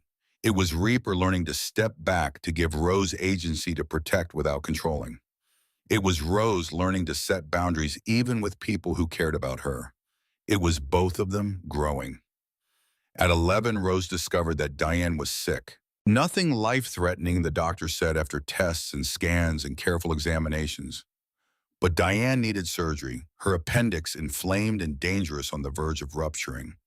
The surgery was scheduled for the second week of November. Recovery would take 6 weeks, maybe 8. No work, no lifting, complete rest. Diane sat Rose down at the kitchen table and explained it carefully, holding both of Rose's hands in hers. "I'll be fine, baby. It's routine. They do this surgery 100 times a day. But I won't be able to work for a while, so things will be tight. We'll figure it out." Rose nodded, trying to be brave, trying to be the strong daughter her mother needed. But she was scared. What if something went wrong during surgery? What if they couldn't pay the bills during the months Diane couldn't work? What if her mother didn't come home from the hospital? Reaper found out the day before the surgery. He showed up at their door on a Tuesday evening, not for Sunday dinner, but because Tank had heard something from someone who knew someone who worked at the hospital. "I heard," he said to Diane when she opened the door, "about the surgery." Diane's jaw tightened, her arms crossing over her chest in a defensive posture. "I don't need charity. It's not charity. It's family." Reaper's voice was firm but not aggressive. "The bills will be paid. There'll be a nurse who comes daily to check on you. Groceries will be delivered. You focus on healing. That's all you need to worry about." "I can't accept that." "Yes, you can. And you will." Reaper stepped closer, not threatening but intense. "Because Rose needs you healthy, not stressed about money while you're trying to recover. Because you've been working yourself to death for years, and you deserve someone looking out for you for once. Because that's what family does." Diane wanted to argue, wanted to maintain her independence, her pride, her sense of self-reliance that had gotten her through 8 years of single motherhood. But she was tired and scared, and the surgery was tomorrow. And Reaper's eyes were so certain, so steady, so absolutely sure that this was going to happen, whether she agreed or not. "Okay," she said quietly, her defenses crumbling. "Okay, thank you." The surgery went well. Diane came home 2 days later, weak but alive, moving carefully because the incisions hurt and laughing made them hurt worse. And just as Reaper had promised, help materialized like magic. A nurse named Margaret visited every day. Older woman, experienced and kind, who changed bandages and checked vitals and made sure Diane was healing properly. Asked questions about pain levels and medication and whether Diane was getting enough rest. Never mentioned who was paying her, just showed up every morning at 9 and stayed for an hour. Groceries appeared on the doorstep every Monday and Thursday. Not cheap groceries, but good ones. Fresh vegetables, quality meat, bread from the actual bakery milk that wasn't about to expire. Enough food to feed them well without worrying about cost. The bills, when Diane finally worked up the courage to open them weeks later, were all marked paid in full: hospital, surgeon, anesthesiologist. Every single one paid before she'd even seen the invoice. Rose watched all of this and understood something fundamental about what family meant. It wasn't just showing up for Sunday dinners. It wasn't just being nice when things were easy. It was showing up when things were hard, making sure people were safe and fed and cared for, doing what needed to be done without expectation of return. During those weeks of Diane's recovery, Reaper came by every evening after his club business. Helped Rose with homework. She was in 6th grade now, and the work was harder, but Reaper seemed to know everything. Made simple dinners because Diane couldn't stand for long periods. Told stories that made Diane laugh, even though laughing hurt her incisions. Harper came too on weekends. She was 14, now had been coming to Sunday dinners regularly for almost 2 years, had slowly forgiven her father for all those absent years. She and Rose would sit with Diane, read to her from books Rose brought home from the library, tell her about school and friends and all the small dramas of their lives. The apartment felt full in a way it never had before, loud and messy and alive with the sound of family. When Diane was finally cleared to return to work 6 weeks after surgery, right on schedule, she called a family meeting. Sat Rose, Reaper, and Harper down at the kitchen table that now felt too small for 4 people, but they squeezed anyway. "I need to say something," she began, her voice thick with emotion she wasn't trying to hide. "These past weeks, you all showed up for us in ways I never expected, ways I never thought I deserved. And I've been thinking about what that means, about what we are to each other." She looked at Reaper, her eyes meeting his directly. "You asked me once if Rose and I were alone. We're not anymore. And I wanted you to know that I see what you've done, how you've changed, how you've built something here that's real and good, how you show up every single week without fail, how you've loved my daughter like she was your own, how you brought Harper back into your life because Rose showed you it was possible." Reaper's eyes were bright, suspiciously so, but he didn't look away. "I don't deserve that kind of credit." "Maybe not," Diane agreed, "but you're getting it anyway, because showing up is 90% of everything. And you show up." Rose hugged her mother. Harper wiped her eyes. Reaper sat very still, absorbing words he had never thought he would hear, words that felt like forgiveness for things he hadn't known he needed forgiven. At 12, Rose announced she wanted to be a trauma surgeon. It happened at Sunday dinner, casual as anything, like she was commenting on the weather. She had been reading a book about emergency medicine more advanced than the ones from elementary school borrowed from the public library, with her new library card that let her access the adult section. "I want to do this," she said, looking up from a particularly graphic description of emergency thoracotomy. "When I grow up, I want to save people who are hurt really badly, people who wouldn't make it without immediate intervention." Reaper looked at her seriously, his fork pausing halfway to his mouth. "You know what that means: blood, guts, people dying on your table no matter what you do, making impossible choices about who lives and who doesn't, working 100-hour weeks during residency, student loan debt that'll take decades to pay off." I know Rose's voice was steady, certain in a way that reminded Reaper of the 8-year-old who'd knelt in his blood and refused to leave. "I'm not scared." "No," Reaper said, a smile tugging at his mouth despite the serious conversation. "I don't suppose you are." Diane supported it immediately, fiercely. Started researching that night what Rose would need to do. Good grades, straight A's if possible. AP classes in high school. science focus, volunteer work at hospitals, shadowing doctors, MCAT prep, medical school applications. It was a long road 10 to 15 years from now until Rose would be an attending trauma surgeon. But Diane had never doubted her daughter's capability. Harper, now 16 and thinking seriously about her own future, was inspired. She had been considering veterinary medicine, but Rose's conviction made her more certain. They would both be healers, different paths, but the same heart, both saving lives, whether human or animal. The bond between the two girls had deepened over the years, until calling them stepsisters felt wrong. Because there was no marriage, calling them friends felt insufficient because it was deeper than that. They were sisters in all the ways that mattered. Harper taught Rose about boys and makeup and how to navigate the social complexities of being a teenager. Rose taught Harper about forgiveness and second chances and how to see the best in people even when they'd hurt you. Reaper watched them together and felt a contentment he had never known in his 46 years of life. Both his daughters, biological and chosen, thriving, becoming good humans despite the broken pieces of the world around them, despite his failures as a father, despite everything. That year, on Rose's 12th birthday, Reaper gave her a stethoscope. Real medical equipment, not a toy. Professional-grade Litman, the kind doctors actually used, engraved with her initials, RB. For the future Dr. Brennan, the card said in Reaper's surprisingly neat handwriting.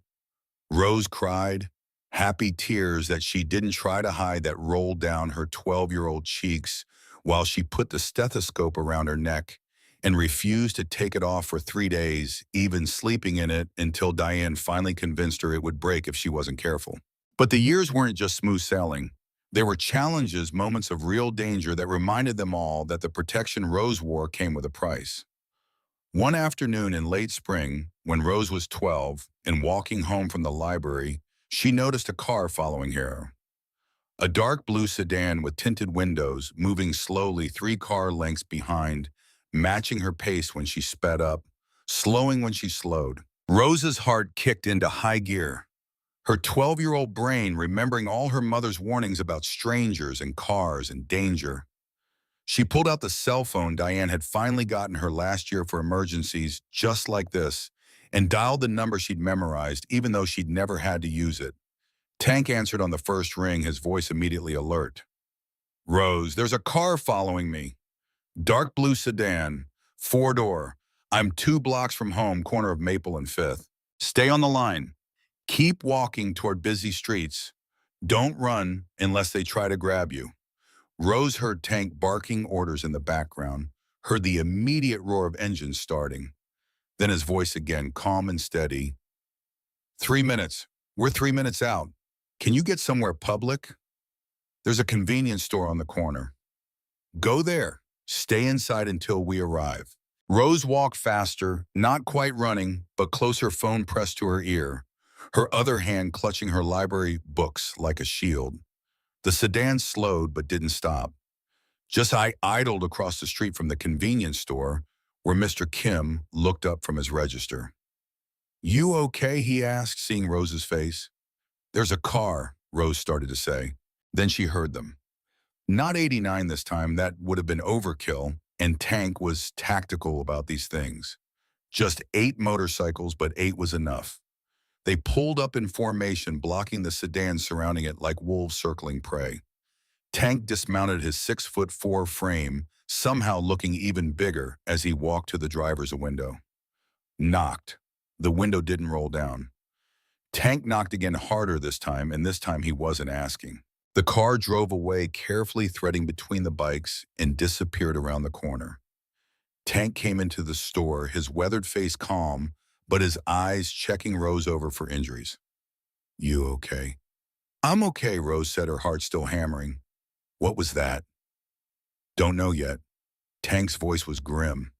But I'm going to find out. And they're going to learn that testing, whether we mean it is a mistake they only make once. That night at dinner, Rose told her mother and Reaper what had happened. Diane's face went white, then red, then white again, cycling through fear and anger and more fear. You're not walking anywhere alone anymore, Diane said, her voice shaking.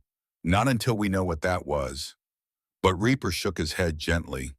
If we change how Rose lives, if we put her in a cage, even a protective one, then whoever that was wins.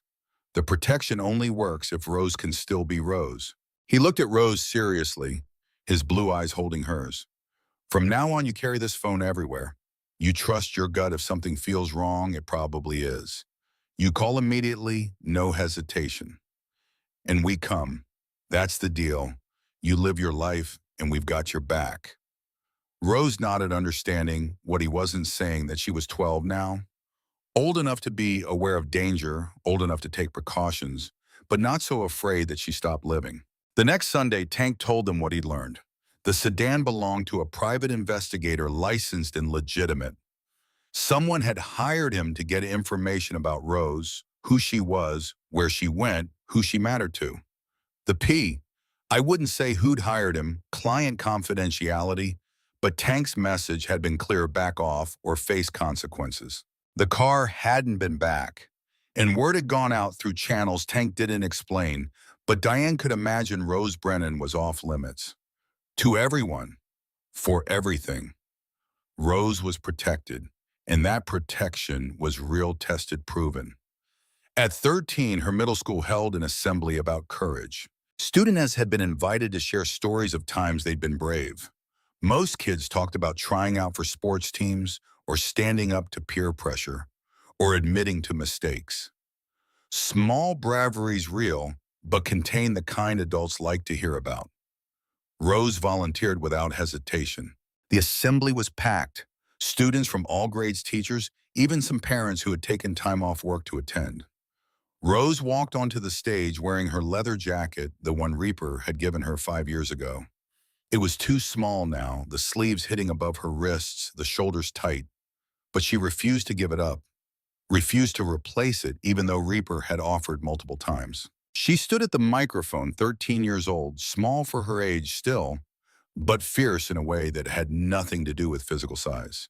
5 years ago, she began, her voice carrying clearly across the crowded auditorium. I was walking home from school when I heard a crash. I found a man on the side of the road, badly hurt, bleeding. He was scary looking, covered in tattoos, leather vest with patches that said Hell's Angels, the kind of person you cross the street to avoid. The audience was silent, captivated. You could have heard a pin drop. He told me to run, told me I didn't want to help someone like him. But I stayed, not because I wasn't scared, I was terrified, but because my mom taught me something important. She touched the microphone stand, steadying herself. You help people who are hurt. Even if you're scared, even if they're different from you, even if everything tells you to run. Rose paused, looking out at the faces watching her. She found Diane in the back, tears already streaming down her face.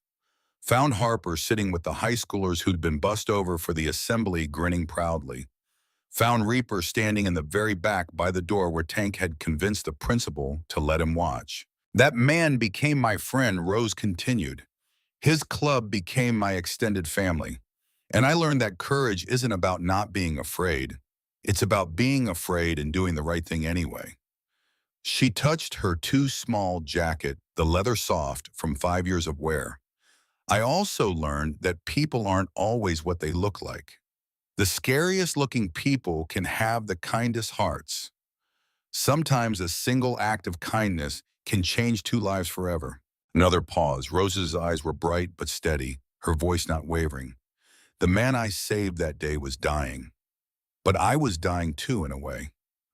Dying from loneliness, from thinking I had to face the world alone. He gave me a family, brothers and sisters who protect me, a father figure who shows up every single week, a tribe who teaches me that loyalty and honor mean something. She looked directly at the principal, who had once questioned whether Rose should associate with Hell's Angels. So when people ask me if I regret helping that man, if I wish I had run away like he told me to, I say no. Because courage led me to family. Fear would have left me alone. The assembly erupted. Standing ovation. Students Rose had never spoken to before were on their feet, clapping, some crying. Teachers who'd been skeptical about the Hells Angels connection were applauding. Even the principal was standing clearly moved despite whatever reservations he'd had. Rose walked off the stage and straight into Diane's arms. "That was beautiful, baby," Diane whispered, holding her tight. "I'm so proud of you. So, so proud." Later outside the auditorium, Rose found Reaper waiting by his motorcycle in the parking lot. He'd been watching from the back, having convinced the principal to let him sneak in by calling in a favor Diane didn't want to know about. "Good speech," he said. "You heard it, principal owed me a favor." Reaper's eyes were suspiciously bright. "You described me as a father figure." "You are," Rose said simply with the directness of 13. "Is that okay?" Reaper couldn't speak for a moment, just nodded, his throat tight with emotion he hadn't expected to feel. "Yeah," he finally managed. "Yeah, that's more than okay. I have something for you." He reached into a saddlebag and pulled out a helmet, purple with stars painted on it, custom, done exactly like the jacket she'd ruined 5 years ago, saving his life. "Your mom finally said yes. One ride, just around the block. She'll be watching from her car, ready to call 911 if anything goes wrong." But still, he held out the helmet. Ready Rose's face lit up like sunrise, like Christmas morning, like every good thing happening at once. "Really, really, get on." She climbed onto the back of the Harley, secured the helmet with shaking hands, wrapped her arms around Reaper's waist. The engine roared to life beneath them, that deep rumble that had once sounded like thunder and threat, but now sounded like home. "Ready?" he asked. "Ready." They pulled onto the street, passing Diane's car, where she watched with her phone in hand, ready to intervene if needed, but smiling despite her worry. Rose waved. Diane waved back. The ride was short, just around the block, exactly as promised, Reaper keeping his speed careful and controlled. But to Rose it felt like flying. The wind in her face, the rumble of the engine, the sense of freedom and power and absolute trust. When they returned, she was glowing, her face flushed and happy, her eyes bright. "That was amazing," she breathed. "When you turn 18, I'll teach you to ride your own," Reaper promised. "If you still want to, I'll want to. I'll always want to." They sat on the curb together, Rose still wearing her helmet because she didn't want to take it off yet. Reaper watching the California sunset paint the hills gold the way it had that October afternoon 5 years ago. "You know what I think about sometimes?" Rose asked. "What? What if I hadn't taken the long way home that day? What if I had walked on the other side of the road or left school 5 minutes earlier or later? We never would have met. I'd probably be dead," Reaper said simply without drama. "And you'd be normal." Rose finished the thought for him, and normal would be boring. Reaper looked at her, this 13-year-old who'd saved his life and changed it and given him back his daughter and shown him what family could be when it was built on choice instead of obligation. "You were never going to be normal, Rose Brennan. You were born to be extraordinary. I was just lucky enough to be on that road when you proved it." Diane walked over from her car. "Dinner's waiting," she said. "Are you coming?" "Wouldn't miss it," Reaper said. That evening after dinner, pot roast again, because it was Reaper's favorite and also cheap and filling, after Harper had been picked up by her mother after Reaper had said goodbye and promised to return next Sunday. Rose sat at her small desk and pulled out her journal. She'd been keeping it for years now, since 6th grade, when the school counselor suggested it might help her process everything that had happened. The crash, the blood, the found family, the strange and beautiful life she'd built. "Today I gave a speech about courage," she wrote in careful handwriting that had improved from the scrawl of 8 to something approaching adult penmanship. "But I think I finally understand what courage really means. It's not just being afraid and doing the right thing anyway. It's about seeing people for who they really are, not who they appear to be. It's about choosing love over fear. It's about building family from strangers." She paused, pen hovering over the page, thinking about everything that had happened since that Thursday in October 5 years ago. "I was 8 years old when I stopped on a road to help a stranger. I was scared and I did it anyway. But he helped me too. He showed me that everyone deserves kindness, that second chances are real, that family is what you make it. Rose looked at the photo on her desk. Her Diane Reaper and Harper at her ninth birthday party at the clubhouse, all four of them laughing at something Tank had said. Family in all the ways that mattered. Tomorrow high school started, freshman year, new building, new teachers, new challenges. She was nervous, but ready. She had her family biological and chosen. She had her dream of becoming a trauma surgeon. She had her sense of who she was and who she wanted to be. She closed the journal and walked outside to the small balcony of their apartment. The California sunset painted the sky gold and orange and pink, just like it had that Thursday afternoon 5 years ago on Route 9. Reaper joined her, 2 cups in hand. Coffee for him, hot chocolate for her, the way they'd done dozens of times before. Nervous about tomorrow, he asked. A little, but I'm ready. They stood in comfortable silence, watching the hills turn purple in the fading light, watching the day end and a new one prepare to begin. You know what I realized, Rose said? That day on the road when I made you pinky promise to survive, I thought I was saving you. You were. But you saved me too. You gave me a family, showed me what loyalty means, what it looks like when someone keeps their promises no matter what. She looked at him, her 13-year-old eyes serious and grateful. Thank you for that. Reaper's voice was rough, choked with 5 years of gratitude and love. You thanked me by being exactly who you are, by showing an old biker that redemption is possible, that people can change if they have a reason to. He held out his hand, pinky extended. New promise. I'll be here for every big moment. High school graduation, college, medical school, all of it. Rose hooked her pinky around his, the gesture as natural now as it had been desperate 5 years ago. And I promise to keep being brave, to help people who are hurt, to build family wherever I go. Deal. Inside, Diane called them for dessert. Harper's laugh rang out at something Tank had said. He had stayed for dinner tonight because Sarah was out of town. The sound of family, loud and messy and perfect. Rose looked at her patch hanging by the door, sewn onto her backpack, ready for tomorrow. Little angel, protected forever. 5 years ago, she had stopped on a dusty road and made a choice. That choice had built us a found family bound not by blood, but by something stronger. By showing up, by keeping promises, by choosing kindness over fear again and again and again. She wasn't 8 anymore. Wasn't that small, scared girl kneeling in the blood of a stranger? She was 13 now, standing on the edge of high school and everything that came after.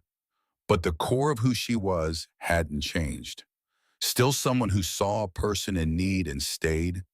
Still someone who believed in second chances. Still someone who understood that family was what you made it. Somewhere in the distance, she heard motorcycles, 89 of them riding into the California night on whatever business the club had. Her tribe, her family, her proof that one act of courage could ripple through the world in ways you never expected, touching lives and changing them forever. Rose Brennan smiled and went inside to her family. The road ahead was long. High school, college, medical school, residency. Years and years of work before she'd be Dr. Brennan, trauma surgeon, saving lives the way she'd saved Reapers. But she wouldn't walk that road alone. She never had to again. Because 5 years ago, an 8-year-old girl had stopped to help a stranger, and in staying and choosing kindness, when fear would have been easier, in seeing a person instead of a monster, in making a pinky promise and keeping it, she had changed everything. Not just for Reaper, though she'd saved his life and given him back his daughter and shown him what it meant to be part of a real family. Not just for herself, though, she'd gained protection and belonging and people who would show up for her no matter what. But for everyone their story touched. For Diane, who learned to accept help. For Harper, who learned to forgive. For Tank and the 88 other Hells Angels who saw a child's courage and were reminded of why their code mattered. For the kids at school who heard Rose's speech and maybe thought twice before judging someone by how they looked. For everyone who heard the story and understood that kindness wasn't weakness, That bravery wasn't the absence of fear. That family was built one choice at a time. Rose had made a choice, and that choice had rippled outward like a stone thrown into still water, creating waves that touched shores she'd never see, changing lives she'd never know about. But she knew about this life, this family, this love that was freely given and freely received, and that was enough. That was everything.